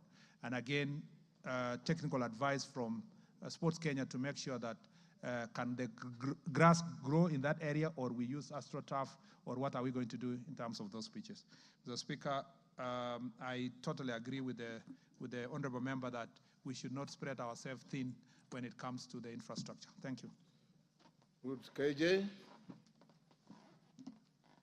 Mr. Speaker, I thank you. And I also want to thank Waziri Onesmus Kipchumba Murkomen for appearing here and also fielding these questions. Mr. Speaker, my questions are very direct. One, what plans does the ministry have for the people of Ngando Ward? Ngando Ward is a ward in Nairobi County which has got not a single public amenity. The only public amenity we have there is a school called Lenana School. Now, the people of Ngando Ward have traditionally been crossing the road, Ngong Road, and going to play in what we used to call poster grounds. It is on these poster grounds that the new stadium is being built. Now, two tragedies are occasioned on our people. One, the workforce that is working there is imported from elsewhere. So the people of Ngando Ward are just watching as these projects are going on. What plans does the ministry have to include our people so that they can also serve their community in the constructions of this stadium? And two, all the up-bet schools, because now is when Ngando is getting its first public primary school, all the up-bet schools in this ward use the poster grounds as their playing field. So we do not have any fields in all of Ngando Ward, and now they're building a stadium there. The question is, what plans does the ministry have for these tens of thousands of children who have traditionally been playing in that field? Mr. Speaker, the second question is a quick one, is to ask, is the ministry aware that there are office bearers of FKF who are insisting that they shall go into the election beyond their constitutional timelines, beyond their constitutional tenures, arguing that their tenures were interrupted by the COVID pandemic? Mr. Speaker, you know, even yourself, you are a senator, and your tenure must have been interrupted. So was mine. So was the tenure of His Excellency the President Emeritus Uhuru Kenyatta.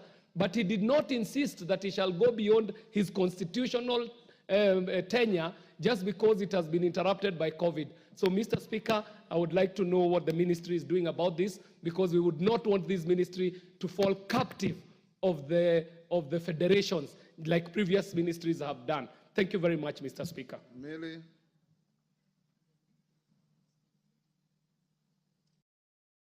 Thank you, Mr. Speaker, and thank you, CS. Mr. Speaker, I heard the CS speaking very well about the nurturing of talents. And as a member of parliament for Suba North and as a child rights advocate, I want to raise the case of Claire Mary Paul, who was identified and spent 4 months, and she's a Form 4 student. And then after she was identified, she was dropped. When they were about to go, and new people picked. Mr. Speaker, I'm saying as a child rights advocate, because you may have actually destroyed somebody's life permanently, while you are saying that you are actually trying to nurture sports. Is it not then self-defeating? If you are wondering why we only have rugby that is doing well, if we can actually identify young people and destroy their futures by creating hope and dashing those hopes. And is one of the things that was said is they will be included, the girls who are left out. Is she still being included, even though as a spectator? And what do you have for her future? And finally, Mr. Speaker, I just wanted to know if you're still building a facility in Suba North for a sports academy. Yes, member for Tetu. Thank you, Mr. Speaker. And first of all is to congratulate the Minister for assuming his new role of in the sports ministry.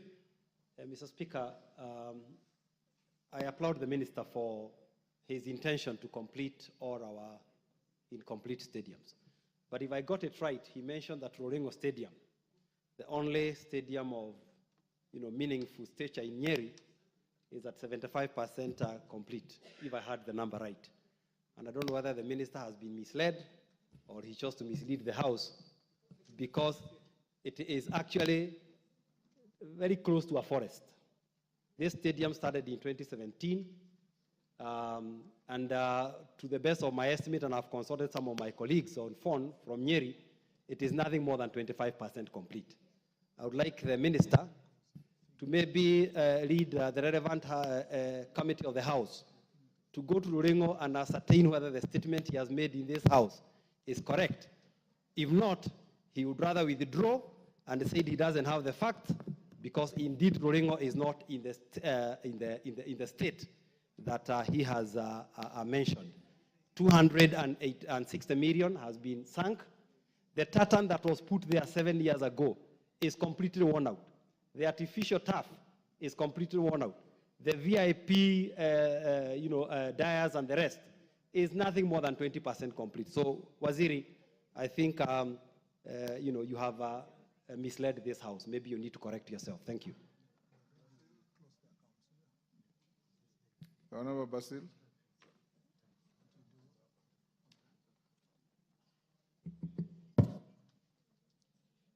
Thank you, Mr. Speaker. Thank you, the CS, for a very comprehensive response to so many questions. As a member of this Committee of Sports, I would like to know what measures do you have to manage doping and end cheating? Number two, issues of corruption have dominated the ministry. So what are you going to do to manage corruption and to ensure we have progression in the ministry? How do you manage corruption? To eradicate. Eradicate or manage? No, you don't manage, you eradicate corruption. Because you asked him how he will manage corruption. No. Minister, do you have talents to manage corruption? Yeah, because that question is tied with the Stolly projects. We have so many Stolly projects, and the main issue is corruption. Thank you. Yes, Milemba. Thank you, Honorable Speaker, and thank you, Waziri. Honorable Speaker, Waziri is also the most valuable player on the football field for Bunge FC as the striker. Congratulations. Number one question, Waziri, you have mentioned the several stadiums that you are developing around the country and even the city. But one point stands out glaringly, that you are forgetting the mother stadiums of this country, and you've said nothing about them. I will give you two. And you ably said that Wembley has a historical background, just like City Stadium. I don't know where you put City Stadium where we grew up from and what developed the talents from Eastlands and all those players who are the greatest. And then you have forgotten Buhungu, which you indicate is being built, but when I pass by Buhungu, there's nothing going on. And those were the original developers of talent under Chris Makoha. I was a beneficiary of Chris Makoha himself while at Kakamega. So therefore, where's the place of those old stadiums? Number two, what plans are underway for you to build the stadium you promised us in Vihiga? Vihiga County has got no stadium completely.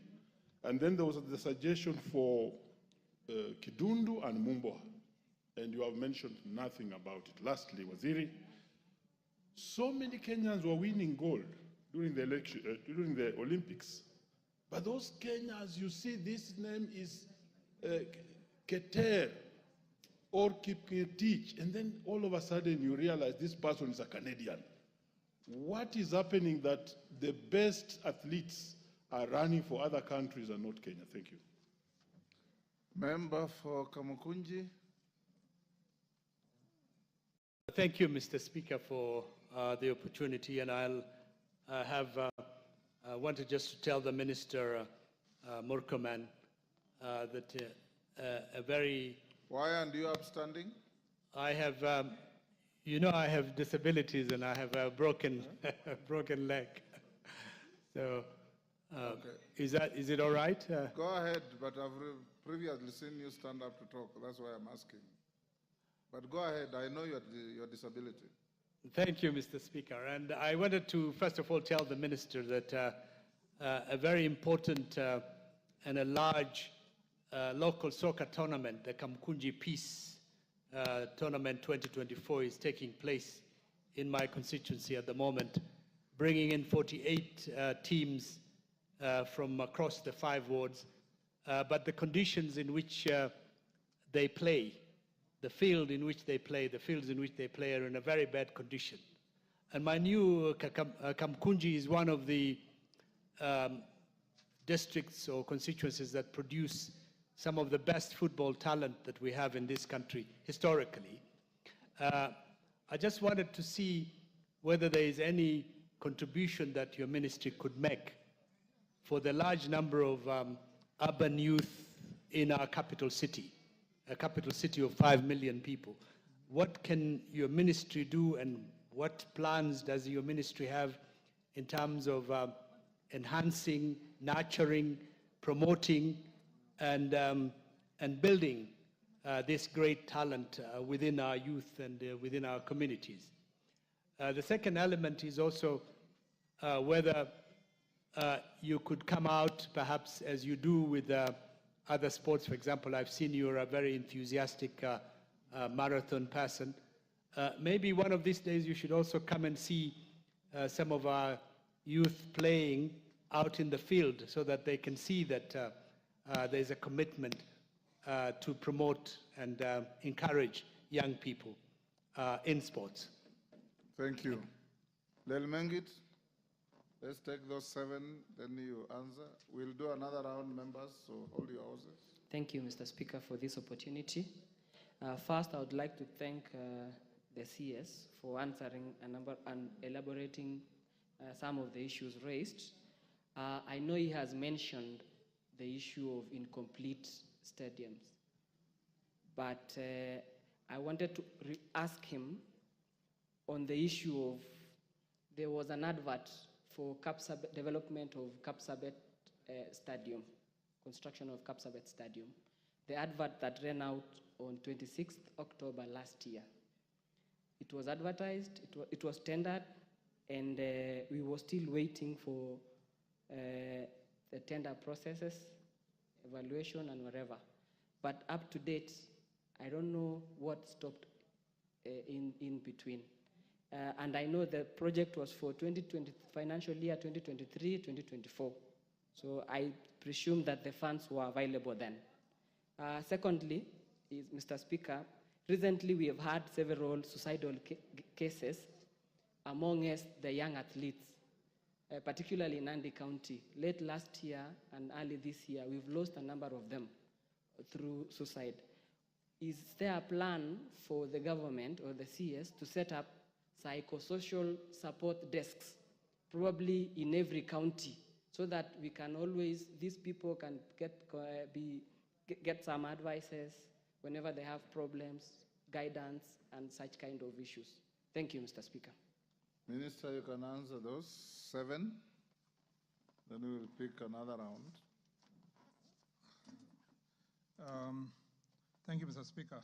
Mr. Speaker, let me start with, I think it was Honorable KJ. Yes. Mr. Speaker, true, the Talanda Stadium facility now is developed to an international stadium standard. It's being developed to the international stadium, and it was a playing ground for for your constituents. But it was not an official playing ground. Let me start from there. It was still land allocated to an institution. It would still have been built anything else. The only good news that you have is that your ward will be the host of the best stadium probably in the continent.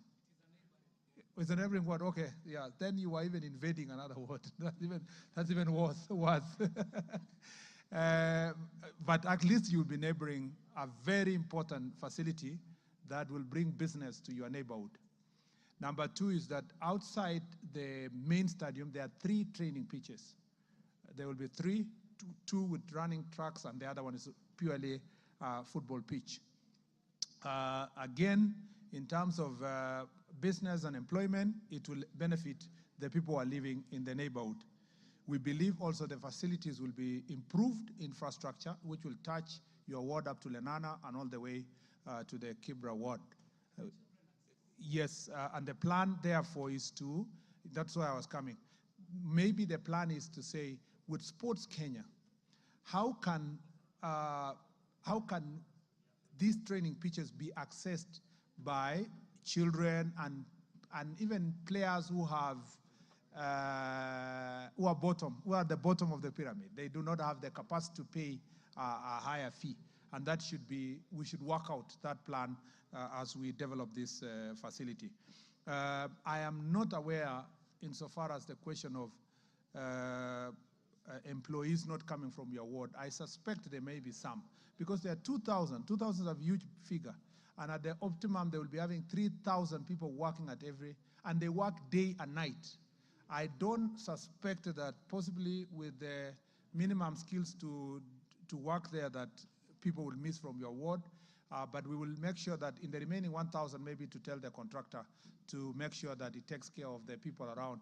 And that is the case for every project of government, including the housing project. And I hope that can be followed through. The other promise I can make is that perhaps we can speak to the contractor. Coming from your presentation here, I am thinking that we can speak to the contractor to help you put a sports academy within the neighborhood of Lenana Primary School, the new school you've built, so that it can also help as part of their CSR to extend a facility to that very important school. And I will undertake that endeavor, not because you are my friend, but it's the right thing to do. It's because the right thing to do. Mr. Speaker, the Honorable KJ also raised the question of FKF elections and the eligibility of those who have held office for more than 2 terms. A letter went out from the registrar expressly to FKF that only those, no one will run for the same office more than 2 terms under the Sports Act. And that is very clear. And I believe that the officials of FKF who are holding office now, if they want to run for office, maybe to run for a different office other than the one they have served for more than 2 terms, so that we can keep within our legal standards, Mr. Speaker. Mr. Speaker, Honorable Emilio Diambo. Mr. Can you give an assurance to the country that you are actually going to sort out our football? Mr. Speaker, we were a better footballing nation 20 years ago than we are today because of sheer mismanagement of football in the country. I have made it clear. And when we were vetting you, you gave us that assurance. Can you assure this House and the country Mr. Speaker, that you are going to sort out the mess in football and take back Kenya to its level as a footballing nation? Mr. Speaker, the Ministry of Sports operates, especially for sports, through through the federations. So sorting football is sorting the federation. And the election process that we are undertaking, Mr. Speaker, we want to be as transparent as possible to make sure that those who come in will make sure that they follow the narrow path, Mr. Speaker, to make sure that our football is managed well. Beside that, we will, of course, play our part as government to support nurturing of talent in the football sector and to make sure that the Harambee Stars team is also facilitated enough to prepare well for tournaments. But what is extremely important is to make sure that the management of sports, including football, Mr. Speaker, is going to be as professional as possible to open doors for as many young people to play a role as, in this sector. Mr. Speaker, Honorable Millie Odhiambo has raised a very important question touching on Claire Maris, our daughter who comes from her county. And Mr. Speaker, I want to allay the fears that people have that there was unfair selection of sports team. Far from it, Mr. Speaker. Unfortunately, in the sports sector, you can be doing very well today. And when final selection for a tournament is done, you may not meet the cut. Three of our girls participated and helped the team to qualify. But by the time, that was a year ago, by the time the selection was being done and there were 35 in camp and about 14 were dropped, Mr. Speaker, Claire Maris became a victim of that process. And not a victim because the coach is biased. She was just selecting her team, the best team that can compete. And as a result, we made a decision with the support of His Excellency the President to support the 3 girls who participated in the qualification process to travel to Dominican Republic as fans to just have that inspiration and even to facilitate them to come and do the exams with their colleagues who got the chance to play. Football is cruel. Anyone who has been following football, it can be very cruel to finally not be in the list of the selected 23. You have been hoping, you are playing very well, then your team now is going, and fans of different teams are saying, this player is qualified, this one is qualified. There's only one person who determines the team, the manager, the team manager or the coach. And once she selects that this is the best team for us to compete, we support them because that is their professional responsibility. And the minister cannot interfere, neither can even FKF interfere because this should be the preserve of the coach.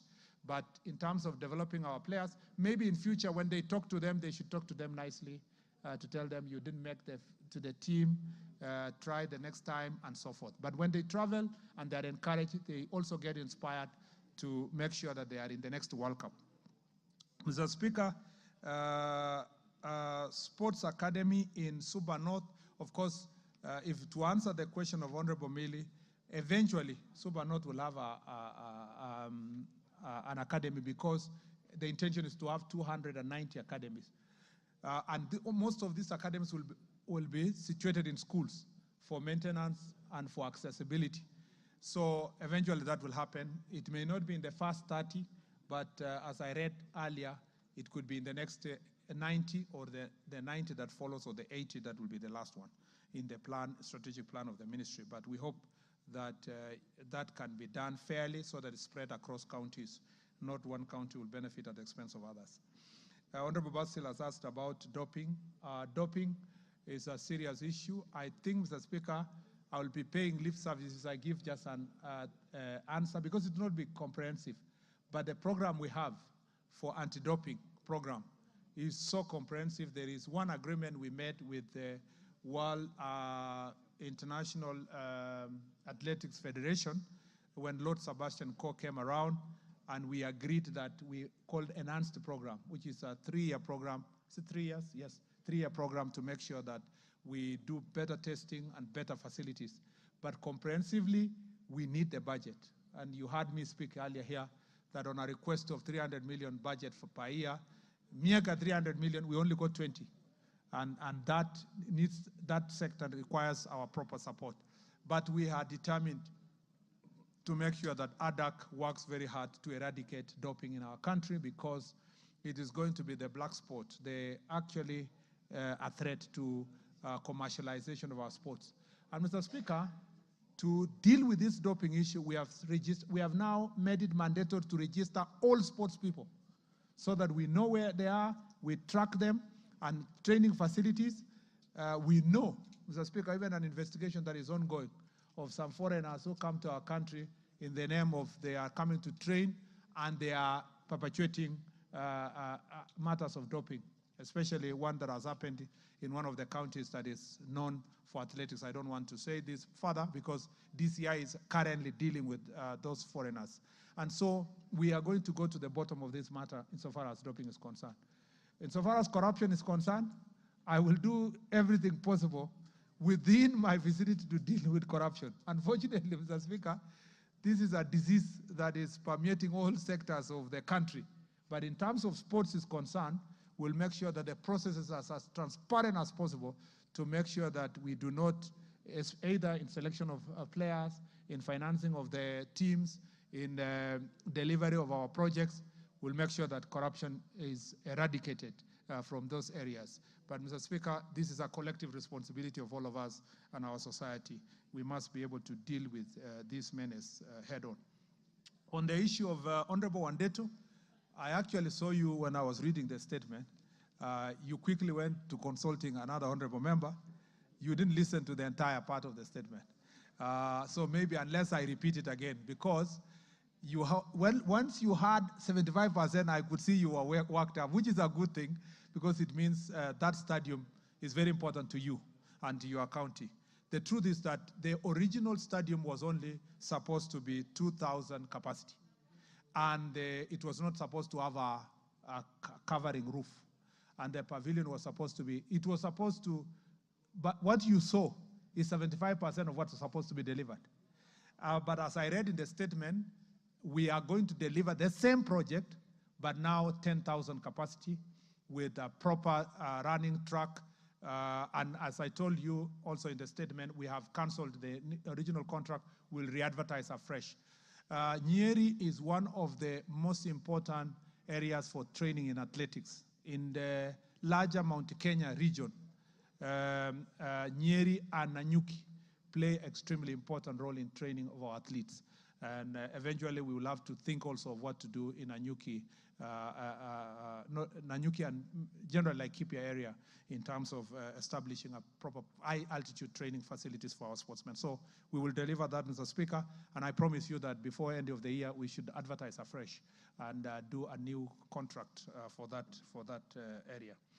Mr. Speaker, on Honorable Ambogo Mulema, yes, true, the Bukungu Stadium contractor is practically by classical legal definition on site, but physically with your eyes he is not.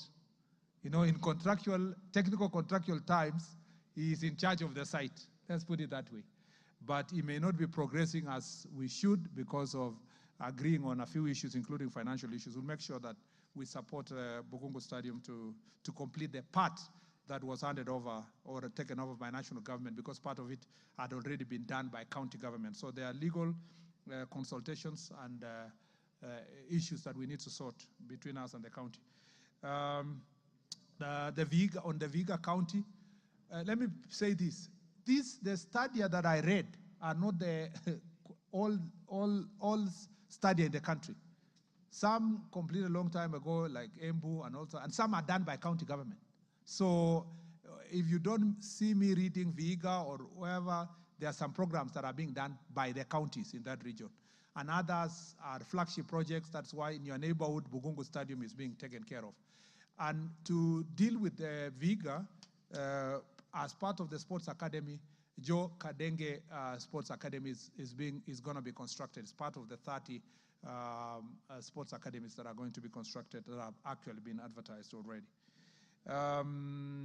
Yes, and then on Honorable, yes, you asked another question. Why do we have athletes called Kipketer and Yavi and others running for other countries? Why are they? Why are we losing our best athletes to go and run for other countries? Mr. Speaker, the choice of a Kenyan taking over citizenship and running for another country is not peculiar to Kenya. You know, Mr. Speaker, that the recent world, shot put champion or record holder is actually a Nigerian who is a German. We know that all over the world people are running for different countries. Those athletes are not running for those countries because we were unable to give them an opportunity to run. It's, Mr. Speaker, also out of choice. You know, Wilson Kipketer left this country long time ago, 1990s, early 90s, to go and run for Denmark, as of choice. You know, Bernard Kiplagat was doing so well in 1500 and 5,000, and as of choice, he went to run for United States of America. Cherono. Stephen Cherono went to run for Qatar. Mr. Speaker. But Minister, the revelation by Yavi on Yes. why she ended up running for another sovereign is something you must address. Mr. Those Speaker. who go voluntarily to take citizenship of another country, we have no issues. Mr. Speaker, as a matter of fact, Yavi, in her own words, said that the competition in Kenya was too hard for her. She could not make the cut in the country. That is why she chose to run for another country. And that is the case. No, I know you saw the propaganda that was on social media. That's propaganda, Mr. Speaker. I'm giving you, because when I saw those propaganda that was on social media, I asked the question directly to AK. And I also saw her interview. And she said that while she was at 17 or there, she could not even make to the top 3. And that is the case for Kenya. The real competition in some races in Kenya is final. If you want to run for Kenya, you may not even have a chance to qualify to go there. And having gone to another country, she has done exceptionally well. What I wanted to say in conclusion on this statement is that we should be very proud to export other sports people to run for other countries. Because one, they bring foreign exchange to our country. They don't leave the country. They are always here. Mr. Speaker, everything they earn, they invest here. And Mr. Speaker, we should be proud. The question of fairness and corruption in selection of teams will be handled differently, but the question of a choice of an athlete running for another country, and they are Kenyans, they must not be ostracized for doing so. They must be supported for making that choice. The only challenge, the thing we must do as a country, is having exported them to run for other countries, we also work very hard to make sure we beat them in these international competitions.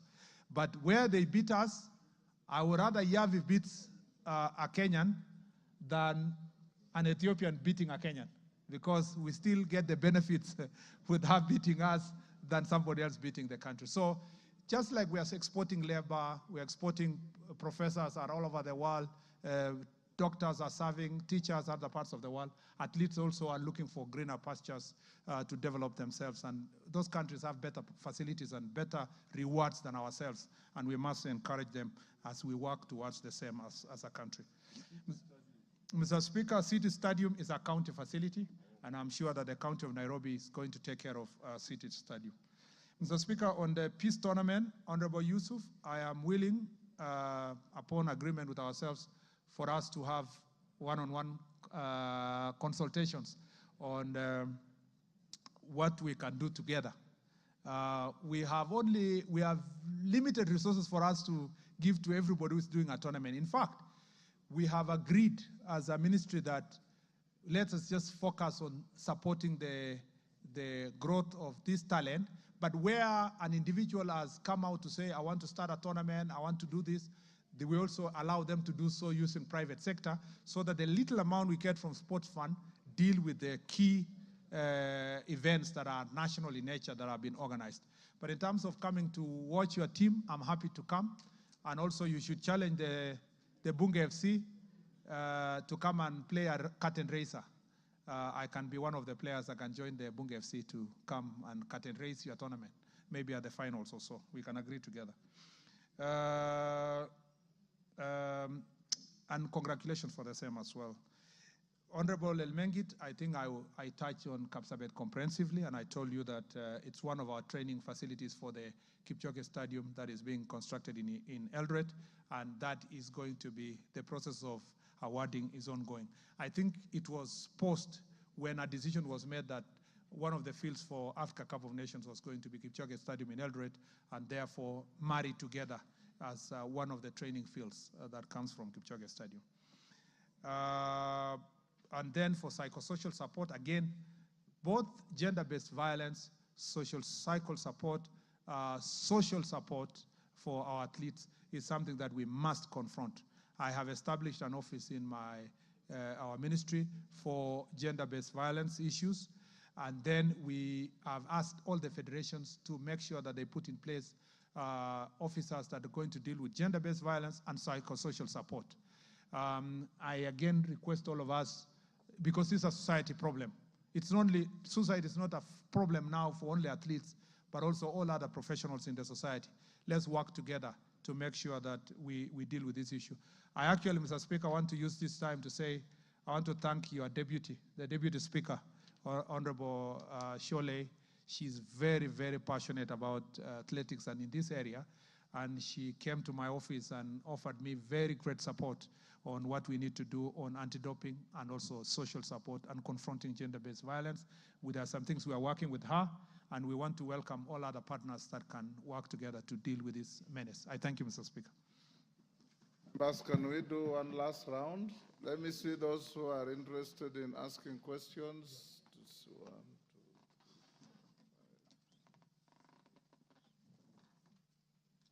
Yeah, we can take all of you, provided you ask only one question. If you do more than one, I'll truncate the mic. Maungu. Thank you, Speaker. Though I'll seek your indulgence, I'd planned to ask two questions, Mr. Speaker. Just ask one. Maybe I wish to ask a question on sports funds. Last year, one of our great teams in Vihiga County and Luanda constituency, specifically known as Luanda Villa, did participate in the Division 1 League and emerged topmost. Your immediate former colleague pronounced himself that Luanda Villa was to benefit from a kitty of 500,000 from the sports kitty, the sports fund, which was to be given to all winners. Waziri, this money has not been able to reach the club, and these are young people who really felt motivated that by winning the trophy, becoming number one, that money will go a long way in supporting their daily activities. So I wish to hear from you, when will Luanda Villa, which is our pride, get their money, the reward they were promised? Mutuse. Thank you, Mr. Speaker. In the interest of time, could the Minister inform the House and Kenyans the plans that the Ministry has for Ngaka Talent Center in Makindu Ward of Kibwezi West constituency? Ngaka Talent Center is the center that produced Winfred Nzavi, Winfred Yavi, and many other athletes, and it is in very deplorable conditions. So could the Minister tell us what plans the Ministry has for Ngaka Talent Center? Guzia. Thank you, Speaker. I'm privileged. I sit in that sports committee, Mr. Speaker. Thank you very much, CS. My question is, how much is the new stadium costing taxpayers, and who is doing it? Then the issue of pending salary payments of WRC assistant directors. They have never been paid. They have never signed a contract. When are you planning to pay them, and when are they going to sign the contracts? Thank you. Thank you, CNN. Lenguris.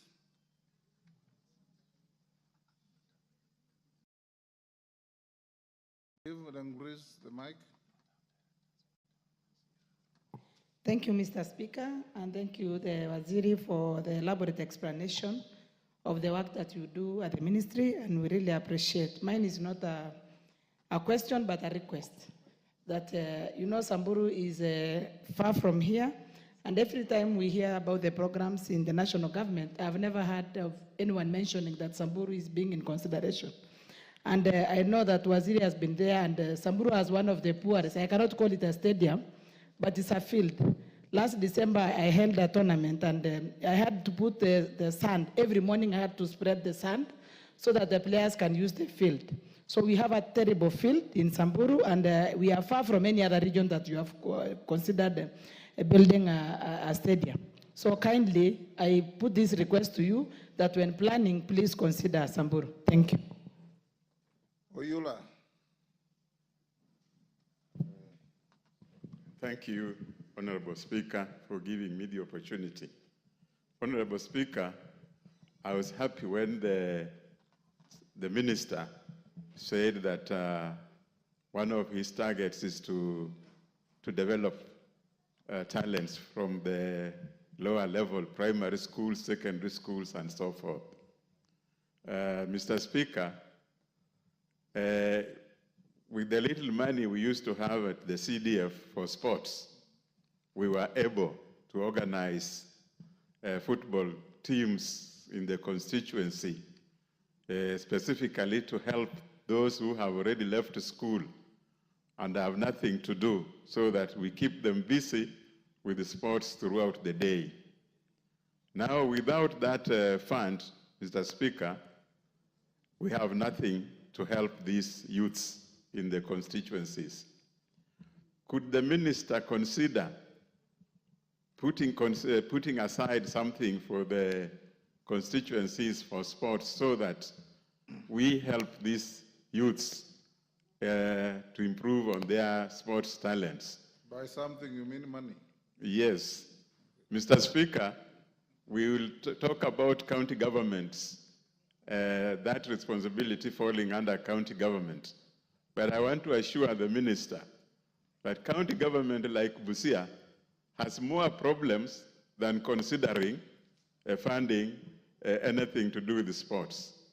So our youths are just going to stay there, and the rest, the last thing we will see is thuggery in the villages. So can the minister consider supporting constituencies when it comes to sports? Thank you. Asante. Waziri, mwanzo ningependa kupongeza pia nishukuru wakati ulipokuwa kwa barabara ulitujua sisi la Mashariki hatuna inchi hata moja barabara na ukafanya mipangilio mizuri. Asante. Na sahihi pia ningependa ufikirie la Mashariki kwa upande wa sports. Upande wa sports na hakika kwa miaka kadhaa au kutoka uhuru upatikane hakuna kitu imefanywa la Mashariki. Na ukiangalia kama mipango yote unayozungumza uwanja Lamu County yote nzima hakuna wa national government, hakuna wa county government. Sasa katika mipangilio yote sisi tunaachwa nyuma, na kuomba kwa hisani yako kama unaweza kusema hata kitu kimoja hapa kimefanywa Lamu Mashariki kwa hii ministry uniambie tu kimoja, na kama hakuna kuanza sasa utuweke akilini na sisi chochote kinachofanywa huku na sisi mtufanyia. Asante. Umezungumza mambo ya klabu pia ziko, labda unaweza ziwezesha, na kama huzijui ziko club ndogo ndogo kule pengine zinaweza wezeshwa. Kuna King Loyal, Biladi, Faza United na zinginezo nyingi. Asante. Is that Akuja? Namwar. Yes, Namwar. Thank you, Honorable Speaker. I want also to thank the CS Sports. Honorable Speaker, my take is to actually acknowledge the importance of sports and to thank the Minister, CS Murkomen, for taking it seriously. And for me, I give the background of OKM tournament that is solely resource mobilized by the CS and also forming an integral part on peace. My take, Honorable Speaker, is how can he be able to allocate funds and call it sports for peace, especially in those far-plugged areas like Turkana, West Pokot, Samburu, and the rest. I will really appreciate he has been in Turkana, especially in Lodwa, where I come from and represent, and I would wish if we can also do a stadium in that place, so that we can nurture sports and also promote peace. Thank you. Parashina. Okay, thank you, Mr. Speaker. First of all, I also need to congratulate the Waziri Number two, Mr. Speaker, I also needed to request that, if possible, we have a kamkunchi with the waziri. And this is coming out that sports really touches the youth. And many members of parliament, I wonder, when things which have been talked or been addressed, which is very critical to our constituents, are not in the House. I know many people are busy on the issue of impeachment, but let me... My question is about sports. Stop being irrelevant. Okay, let me just ask Mr. Speaker, no problem. Yeah, my question is about if at all we can do the coverage in other areas. For example, Kajiado has not been mentioned, and we have the best runners also. We have best people in javelin. So we need to ask that in this sports academy, if they can be in Tana and the proposal come in for finance purposes, me personally, I'm ready to support them to get more funding for purpose of having it equally distributed among other constituencies, Mr. Speaker. Thank you. It was just an observation today. Thank you. Mukunji. Thank you, Honorable Speaker. And I don't want any preambles to your questions. Yes. Just ask questions. Thank you, Honorable Speaker.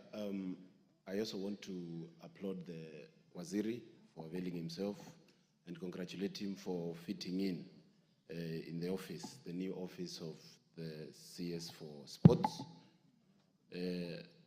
Honorable Speaker, I would like Waziri to tell me and explain to my people in Embu when is Njokere Stadium starting, because it's one of those promises that we were told by His Excellency the President when he came in there. Honorable Speaker, we have a team called 3KFC that is doing very well nationally. And Honorable Speaker, we need, as Waziri is supporting the sport from bottom there, let the money for sports go directly to those teams that are from Mashinani. Thank you. Bokoyo, one at a time, you've asked your question. We are running out of time, Mukunji. Okay, give him.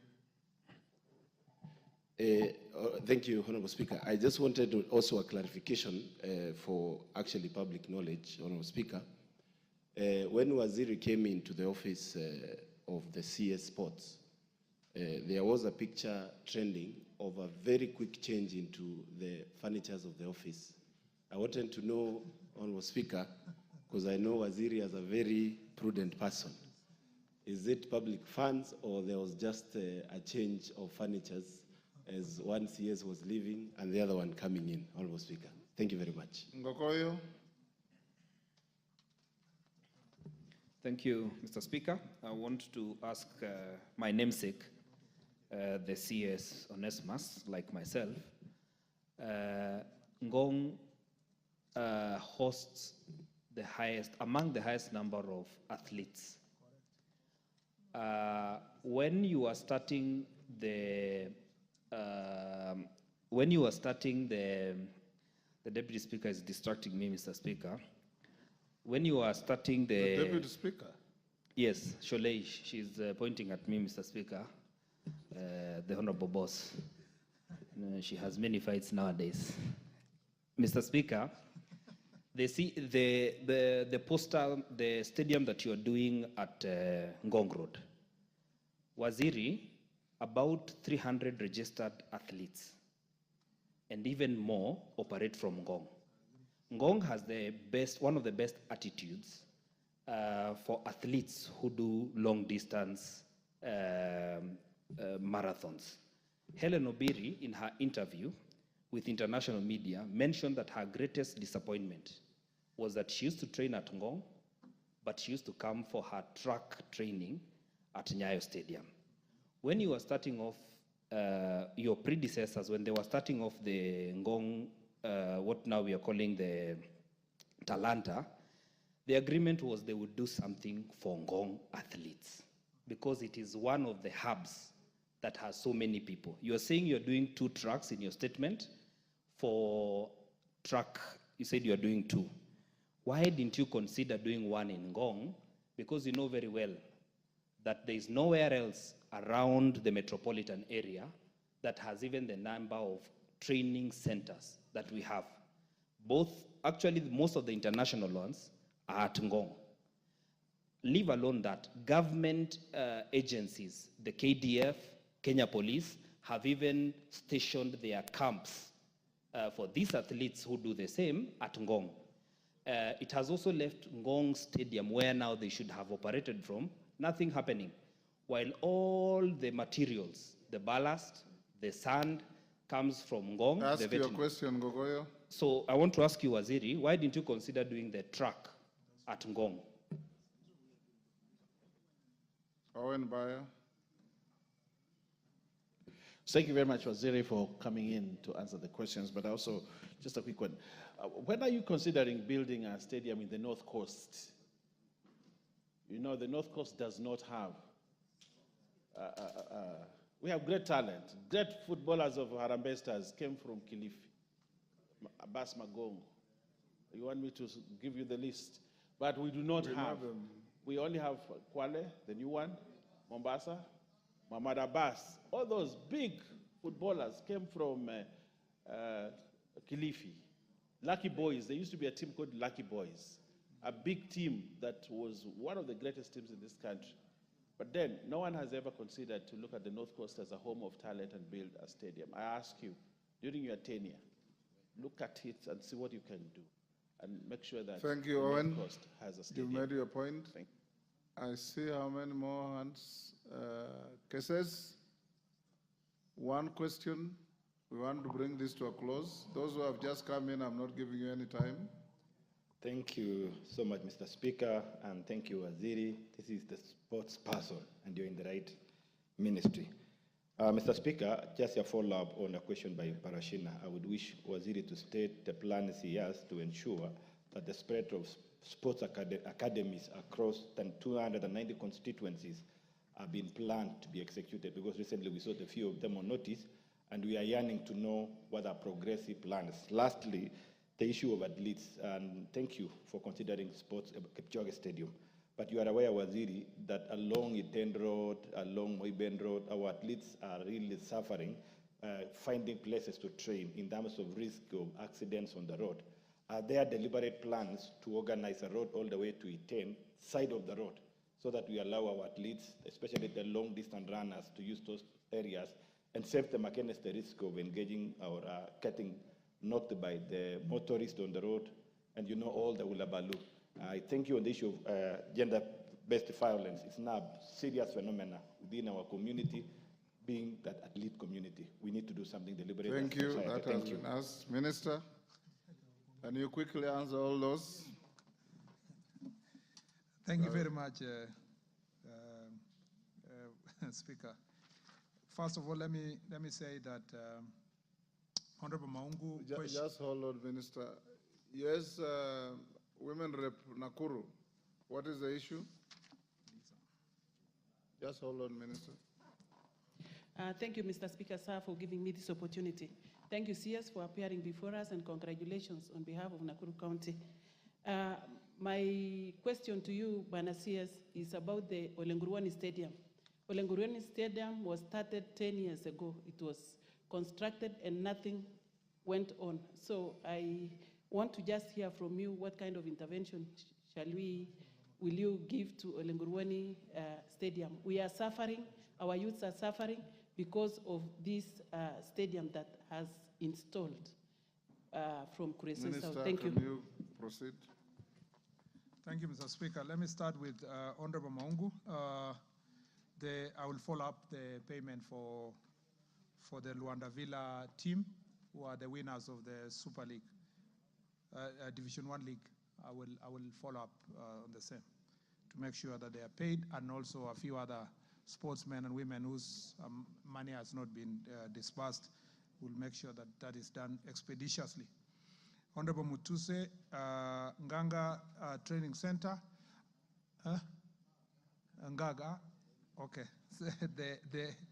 It is not in the immediate, the ones that have been advertised.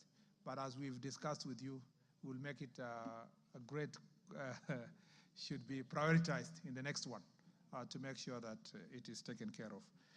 Honorable CNN, Charles, how much is the cost of the new stadium? I think, Mr. Speaker, I don't have the figures here because we contracted the AFCON stadiums through defense.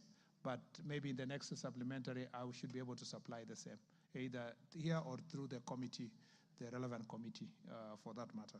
I was trying to text a colleague on the other side, but because we are here, it's not been possible. We do not have directors for World Rally Championship. We just have a committee. So we have no directors who have not been paid. But if there is any complaint, it should be addressed specifically.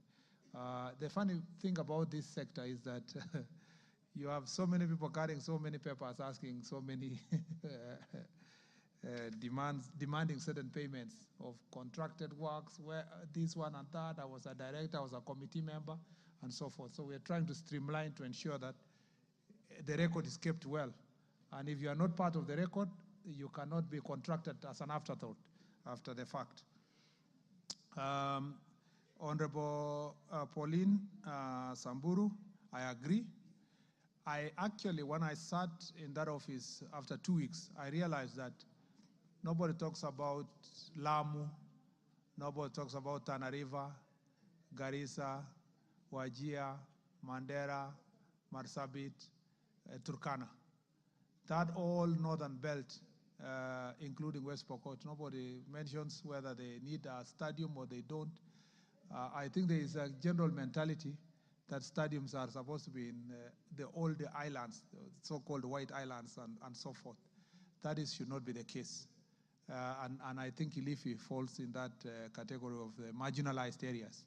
I promise, and I want to say this, I promise that progressively we will make sure that we do affirmative action. The same way I did with in the Ministry of Roads and Transport, I will be very deliberate also in the Ministry of Sports to make sure those areas are considered for for stadium development. We have Samburu then being part and parcel of that area affected, and Isiolo and so forth. Honorable Oyula, as that's about CDF. Unfortunately, Mheshimiwa, this falls back to yourself. It's upon this House to look at the CDF Act and ask yourselves why were you not able to finance sports, and yet sports is education. So it's sports, for as long as you're supporting education, you should be supporting sports because it is a part of the facilities of education. I don't know any other interpretation that would support. And let me use this opportunity to say, I support CDF. Even when I was in Senate, I still support CDF. I believe it is the best managed fund in the country in terms of development. So if we can allow CDF to also do sports facilities, it's extremely important. I think the interpretation that CDF is unconstitutional, from my position, is misguided. But it's up to the person who made it, and we are allowed to criticize decisions anyway. Now, on the question of Honorable Weda, again, just like I promised Honorable Lenguris, I will do the same for your county. I will make sure that in the next batch of sports academies, we consider the marginalized areas, at least because that is affordable. We can start from there as we move towards 10,000, 15,000 sports facilities. Honorable Namwar, I am inspired by your suggestion that, because that is a question I was even asked during vetting, that what is the role of sports in promoting peace? I think we should transition what we started together as well-wishers and as CSR to the people of North Rift. We can transition that to think through it as government, how we can structure it to remain consistent with dealing with the menace of banditry and other peace-related issues in Kerio Valley, and then becomes owned by the counties and the leadership from that region. I also need to say that when we were playing that tournament in Turkana, I was very surprised that we were playing at almost 40 degrees at midday. and you're playing on sand, I think, your county and others deserve to be treated differently and as really marginalized areas.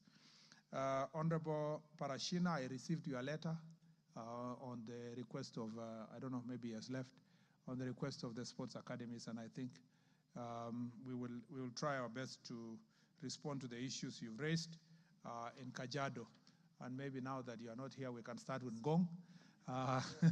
Oh, yeah, it's here, okay. I received your letter. Thank you. Thank you very much. And we will put it into consideration. When it comes to Honorable Mukunji, yes, I am informed that before the Embu Stadium was constructed, Jukiri was supposed to be the first one. And so we'll see in the queue how else we can come back then to Embu. At least having considered a few of your colleagues here who are in serious problems, at least you have one stadium. Because of the Madaraka Day, it moved to Embu itself, but Jukiri was supposed to be the priority initially in that place. You have asked the question of the office furniture. I almost did like Balotelli once said that, why always me? The furniture issue is not, the cabinet secretary does not furnish offices, and neither does the cabinet secretary procure furniture for furnishing offices. The truth of the matter is that the furniture that is established there is part of furnishing Talanta offices. We have not occupied Talanta fully yet. In fact, the PS office is still squatting somewhere. They are completing. And also the PS youth has not moved to Talanta because for people who know, it's a new building. So it's being redone, and then after it is done, it will all be furnished. So luckily, in the process, my predecessor was there, and when I came in, the furniture was moved to other offices, other furniture was brought there. So I did not move with the furniture from transport. It is the work of the ministry to furnish the entire building. And that will go on until all the staff we need to occupy the headquarters is done. And why I said, why always me, is that people are saying the furniture is very beautiful. Yet it's a furniture that is in all other ministry offices, as you may have gone to other offices across the country. But I'm used to that now. Honorable Ngogoyo, very true. I had a meeting recently with Mary Mora after she came from the Diamond League. She's also trained there. She came with the athlete Cheriot. And we had a long discussion about what we should do with Ngong. I agree with you that we should prioritize Ngong. Other than Iten, Ngong is the other place that has very many high-altitude training athletes. And we are going to do something to make sure that that is sorted. Both the stadium there for track events, but also the routes that are going to be used to run along the hills. We also need to know and hope the county government, when they are giving out permits for people to construct, we need to take care of routes that can be used for training. And we need to preserve Ngong as a very valuable, a jewel for our athletes when they're training. And I think we really need and deserve to do so. Honorable Bayer, as you said, is true. There's a plan to do something in Shanzu to start with, which is still in Mombasa. And I believe that we should also move to Kilifi County to make sure that you have a proper facility. But what we want to do in Shanzu is of international standard, the equivalent of Nyayo, or somewhere between Nyayo and Kasarani, or between Nyayo and Talanta, something, because the low altitude competitions take place in places like the coast region. We want one stadium to be done there of a magnitude that can help us in hosting competitions, because you can't host it in high altitude areas, a very high altitude area. Honorable Ruto, I agree that we need to safeguard the roads or roadsides for running by our athletes. When I was in the Ministry of Roads, we had worked together with if you go to Ite now, our plan was to make sure that we safeguard running tracks with Maram. You don't need to put the tarmac in the side roads for running. And I think that should go on. I believe that my colleagues in the in the roads and transport sector. We'll continue the good work, the plans that we had to make sure that this is achieved, not just in Elgeyo Marakwet alone, in all the training areas across the country, especially where people are running. And this will help. But also, preservation of forests and running areas around the forest will also be useful for athletes because they are off the road. And we can avoid accidents that happen to people like Geoffrey Kamwaror. And we were unable to have him for international competitions. Lastly is Honorable Liza has asked about Olenguruwani Stadium. That stadium is a county facility. And we believe that if you can work together with the county government of Nakuru, you should be able to deliver a good facility for Olenguruwani. But also, as we work towards delivery of the sports academy for Kuresoi North, yeah? Is that north or south? South, that's south. As we work towards eventually doing the academy for Kuresoi South, that may be an area to be considered for construction, depending. We have also some other projects we are working with development partners, and we will see whether we can identify that one area, because we know that is the home of Faith, Kiviego, and many other athletes, and that's the neighborhood also of Beatrice, Chebet. So we know that that area produces also some of the top athletes in the country. Mr. Speaker, with those many remarks, Minister, there is a member who has been here since we started, Ferdinand Wanyonyi, and he's been raising his hand, and we passed him many times. Yeah, I think let him be the very last. Bashir, you just came in a few minutes ago. Now let me talk first.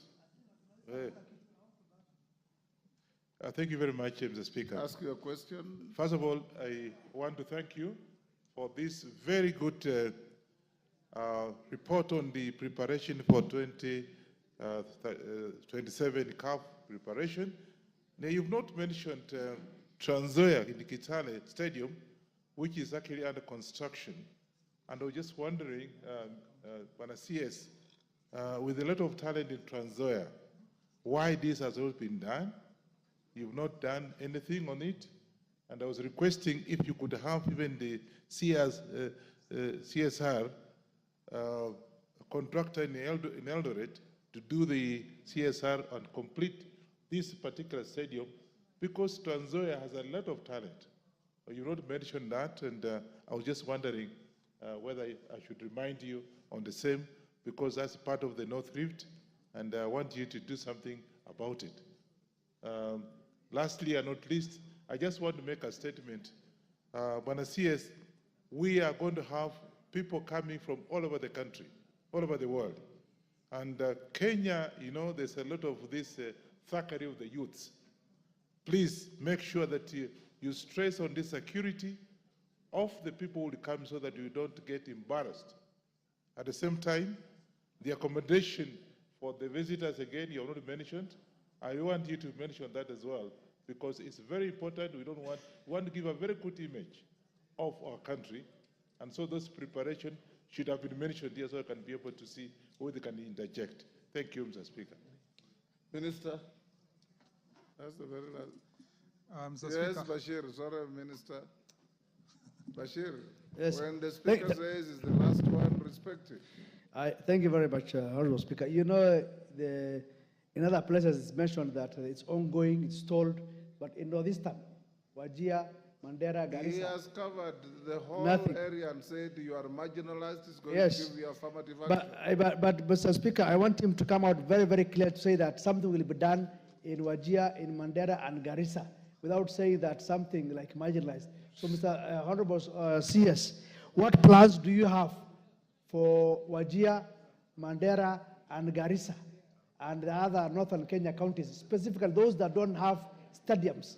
Please give timelines so that we know that you will be able to start at what date and something like that. Give us timelines of starting stadiums in those regions. Thank you. Minister. Mr. Speaker, on Honorable Wanyonyi's question, the Kitale Stadium is a county facility. So, and it is being done by the county. Until such time that we can have a partnership, if need be, in future, we will see what to do. But at the moment, it's being done and managed by the county government of Trans Nzoia. Number two is that we have the issue of, you are very right, preparation for AFCON is not just infrastructure.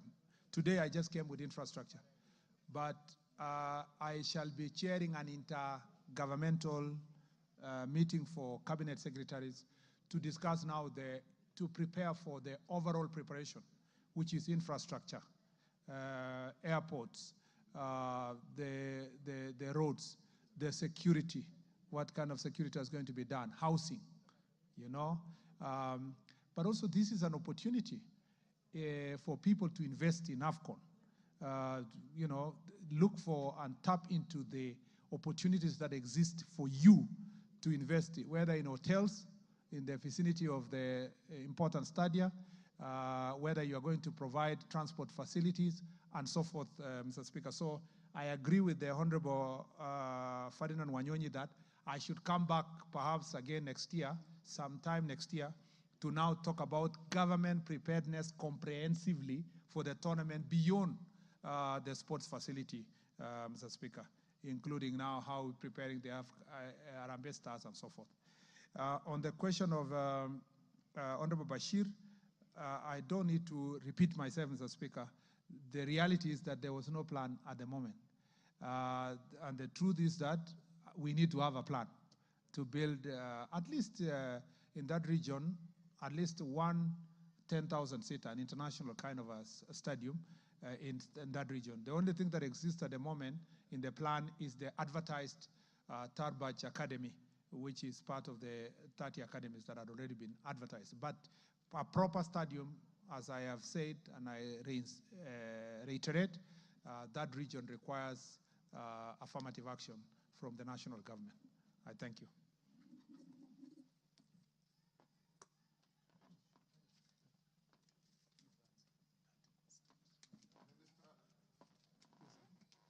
Minister, we have come to the end of our interaction. Well done. If there are any outstanding issues, you can be invited to the committees anytime, but please try and manage our football.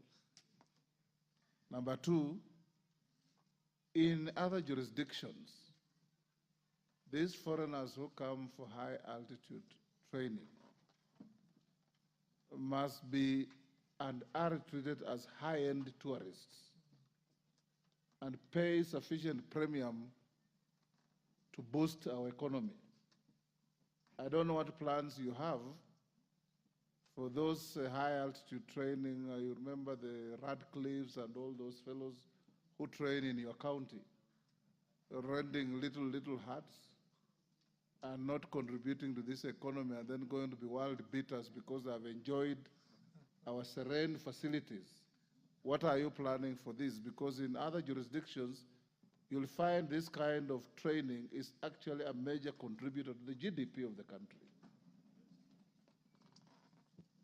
Mr. Speaker, I truly recognize your passion for football and, and organization of our football. And I, from vetting to today to when I meet you privately, you have always insisted that... Even when we watch Arsenal together. Yeah, even always... when we watch Arsenal suffer together, Mr. Speaker.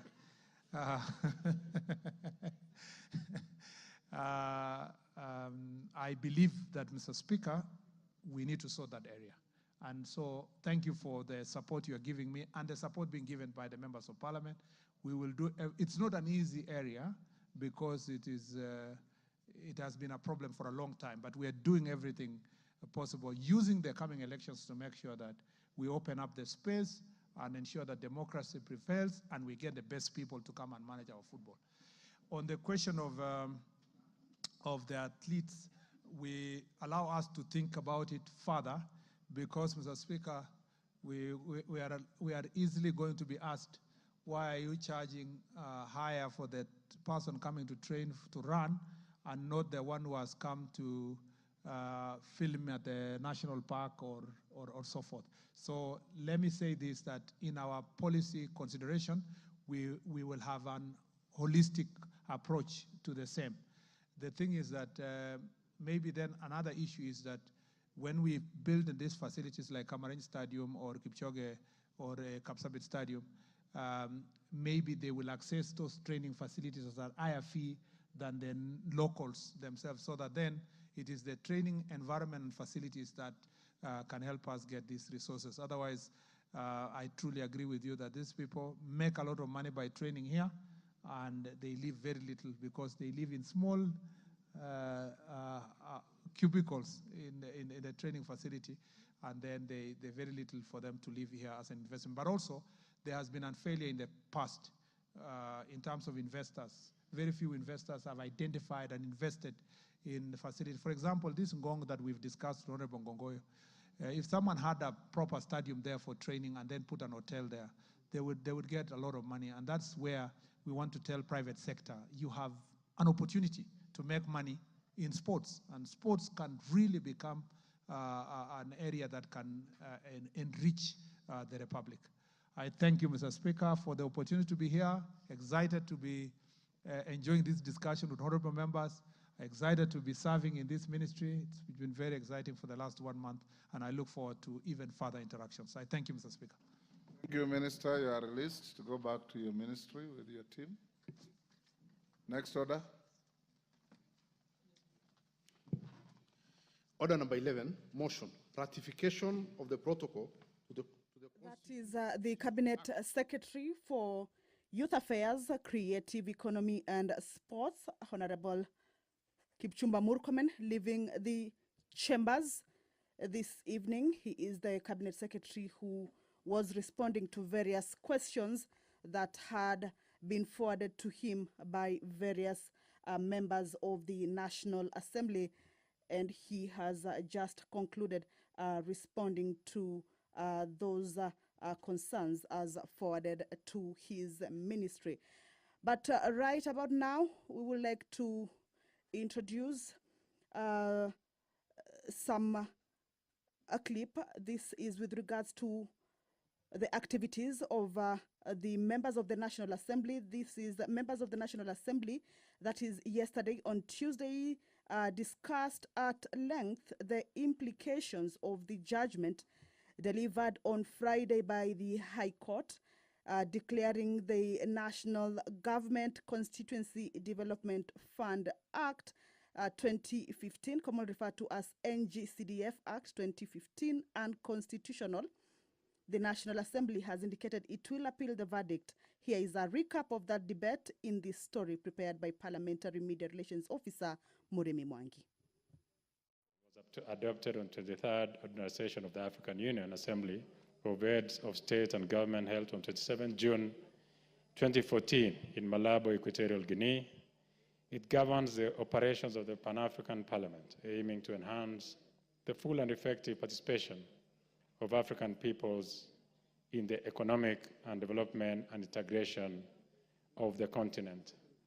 Madam Speaker, I'm sure many members of Parliament, without prejudice, have really never understood how Pan-African Parliament operates, and this protocol helps in making sure that it makes it easier for countries to understand the role of Pan-African Parliament. And this particular protocol has given specific areas of how the structures will be modeled. Honorable Speaker, the protocol has outlined the composition, powers, functions, and structure of the Pan-African Parliament, including its organs, such as the plenary and committees. It seeks to provide a voice of African people and diaspora, promote AU policies, uphold human rights, democracy, good governance, as well as foster cooperation. Additionally, the protocol aspires to advance peace, prosperity, and solidarity across Africa while promoting regional integration and active involvement of the African diaspora. This will be very interesting to the members who are in the Pan-African Parliament, because for the first time, other than what was provided for by the African Union, the Pan-African Parliament will be able to have some established kind of order in terms of how the committees will be running, how the plenary will be running, and so on and so forth, Madam Speaker. Madam Speaker, the protocol and the accompanying parliamentary memorandum on the ratification of the protocol from the Ministry of the Foreign and Diaspora Affairs were laid on the table of the House on Tuesday, 8th of August 2023, and subsequently committed to the Committee on Defense, Intelligence, and Foreign Relations. Pursuant to Article 118, 1 and B of the Constitution and Section 8, Sub-Article 3 of the Treaty Making and Ratification Act, CAP 4D, the committee placed an advertisement on 2 local dailies on 16th of November 2023, calling for the submission of the memoranda from the public regarding the ratification of the protocol. However, by the close of the deadline, the committee had not received any memoranda for or against ratification of the convention. Madam Speaker, like I was saying, not many people really do understand how Pan-Africa Parliament operates. And like I said, even members of Parliament have a struggle in understanding how it operates.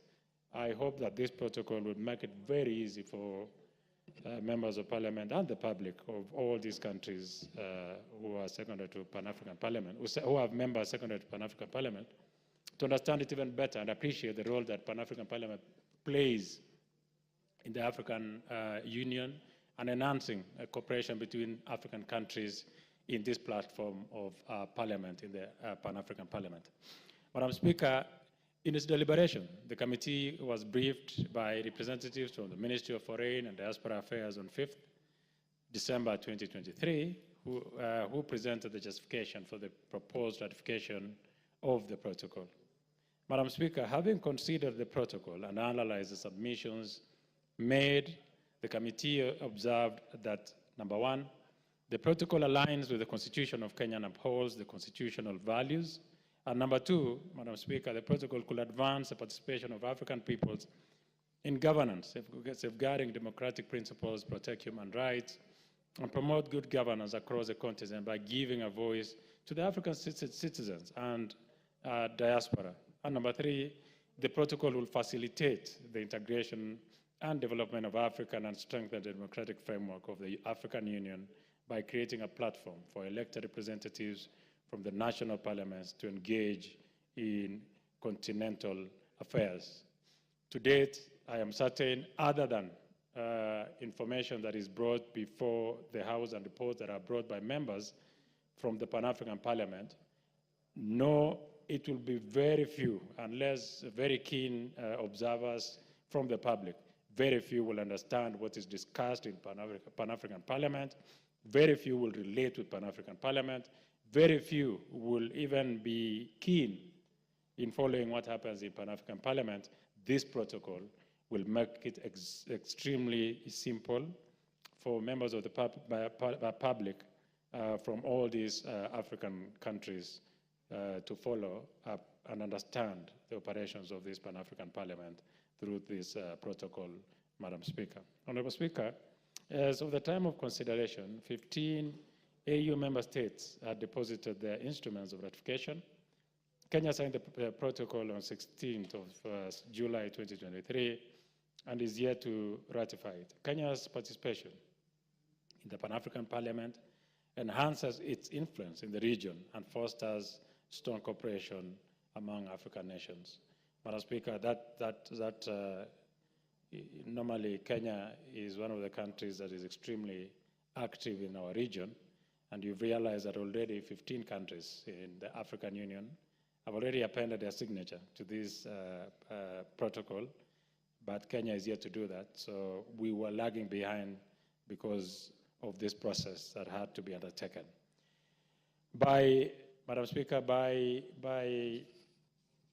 engaging with parliamentarians from across the continent, Kenya can address shared challenges and develop collective solutions. Furthermore, Madam Speaker, participation in Pan-African Parliament enables Kenya to contribute to shaping regional policies that promote peace, security, and socioeconomic development. Enhanced regional cooperation provides Kenya with opportunities for trade, investment, and knowledge exchange, all of which contribute to its economic growth and prosperity. Before I continue, Madam Speaker, I think it will be very important in the future that the members who go to Pan-African Parliament, particularly those from Kenya, must always address Parliament on exactly what they've discussed. If you just pay a little attention of what I just said, is that there's so much opportunity that we lose because of our people not getting the knowledge of what is available across the borders. And it is this Parliament and members who are secondary to Pan-African Parliament that should be able to be providing to the country detailed information of opportunities across the borders of this country to enable this country to enhance its trade and even allow free trade and flow of information, and make sure that even Kenya is able to participate beyond the borders, as well as opening borders for trade, investments, and opportunities for this country. Madam Speaker, the obligations of that protocol fall under the jurisdiction of the national government. Financial provisions for the protocol's implementation, including administrative costs, will be factored into the regular budgetary estimates of the relevant institutions. Honorable Speaker, having reviewed the protocol and considered the submissions made, the committee recommends that pursuant to Section 8 of the Treaty Making and Ratification Act, Cap 4D, this House adopts and approves the ratification of the protocol to the Constitutive Act of the African Union relating to the Pan-African Parliament. Honorable Speaker, I beg to move and urge the Deputy, Honorable Major Sheikh Bashir, my Vice Chairperson, to second.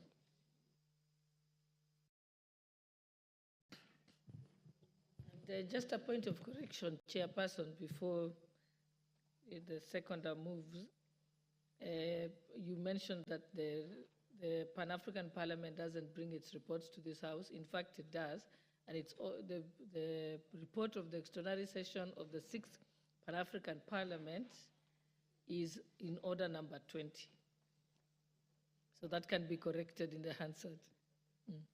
I correct that. Actually, my point was that the report must even be subjected, not just to the tabling on this House and even debating it. Many people don't understand it. So there has to be other ways of making sure that the information that is brought to this House, other than what is available on the Hansard, is able to reach the public. That is what this protocol is trying to achieve. Okay, I'm glad for the clarification then now. You may proceed, seconder. Thank you very much, Madam Speaker. Madam Speaker, I wish to second the motion that this House approves the ratification of the protocol to the Constitutive Act of the African Union relating to the Pan-African Parliament. Honorable Speaker, the establishment of the Pan-African Parliament was first emphasized in the treaty establishing the African Economic Community. This treaty aimed to harmonize policies among existing and future economic communities as a means to gradually establish the African Economic Community.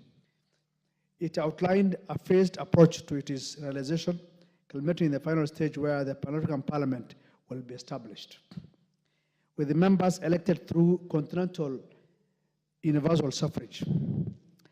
The treaty recognized the Pan-African Parliament as one of the essential organs of the African Economic Community, and Article 14 provided for the establishment of this Parliament, that is the Pan-African Parliament, to ensure the full participation of African people in the continent's economic development and integration. Honorable Speaker, the protocol to the Constitutive Act of the African Union relating to the Pan-African Parliament, adopted by the member states of the African Union, establishes the legal framework governing the functioning of the Pan-African Parliament. It aims to ensure the full participation of African states in the continent's economic development and integration. The Pan-African Parliament serves as a platform for representatives from across Africa to engage in discussions and decision-making on the challenges and opportunities facing the continent. The vision behind the Pan-African Parliament was to provide a common platform for African peoples, both within the continent and in the diaspora, to contribute to the dialogue on Africa's development and integration. Honorable Speaker, Kenya as a country stands to gain significant benefits from ratifying this protocol, including demonstration of Kenya's commitment to democratic values, inclusivity, and citizen participation. Kenyan parliamentarians will have a platform to engage in the continent decision-making, contribute to policy decisions, discussions, build networks, and advocate for the interests of the Kenyan people at the continental level. To align itself with the broader objective of African unity and integration to strengthen its cooperation with other African nations in addressing common challenges and promoting regional stability and fostering economic cooperation. The third benefit, the protocol will grant Kenyan parliamentarians a voice in shaping continental policies and initiatives. This will allow them to propose resolutions, contribute to discussions on matters such as peace and security, human rights and development, and advocate for positions aligned with Kenya's national interest. Active participation, the fourth one, active participation in the Pan-African Parliament will elevate Kenya's profile within the African Union and the continent as a whole.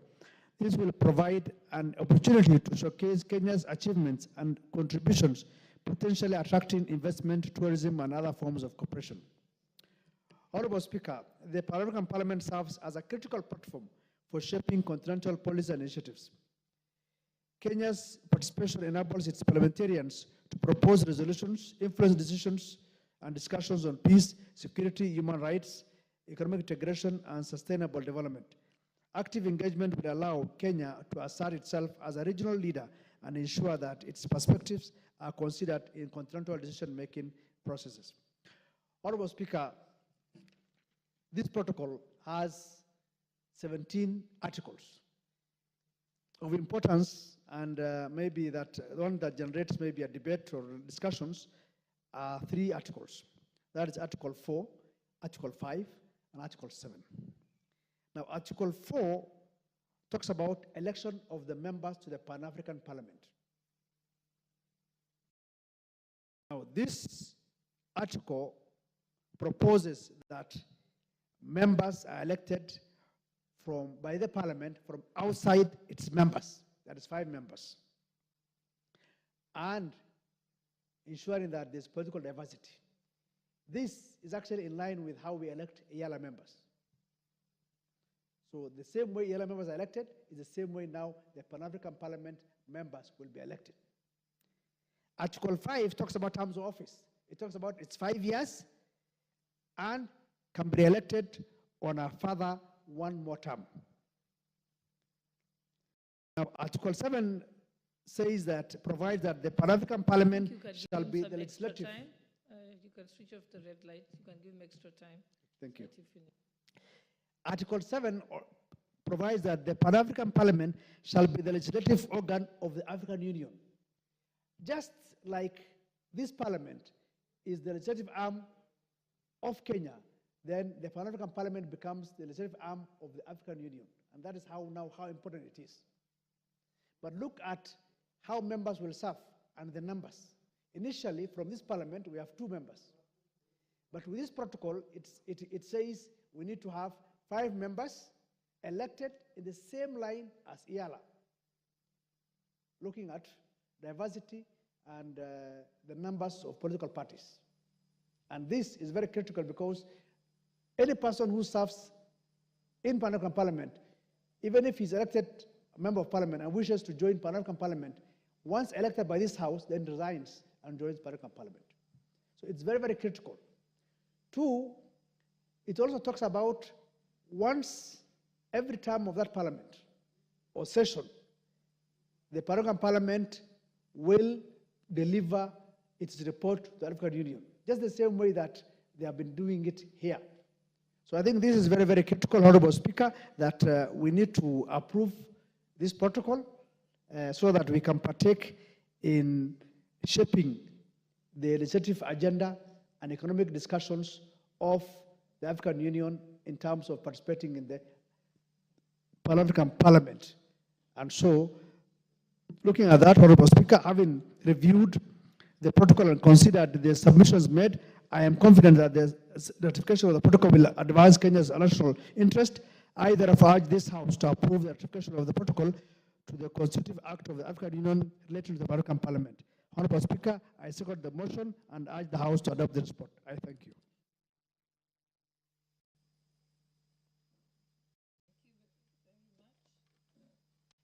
I think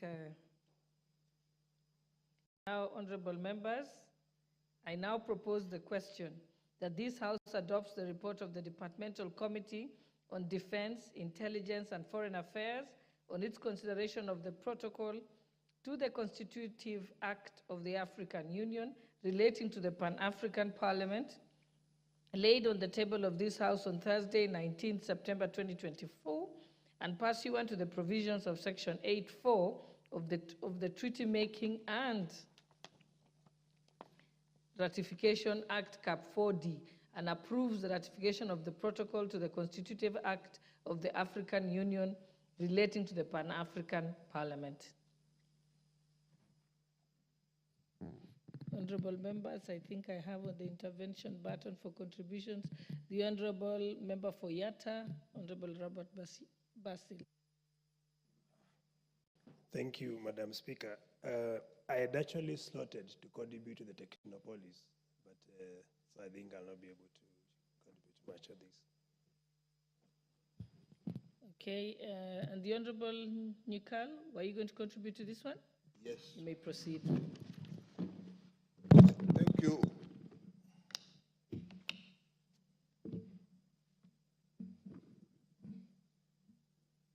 Thank you. Oh, so on. Thank you, Madam.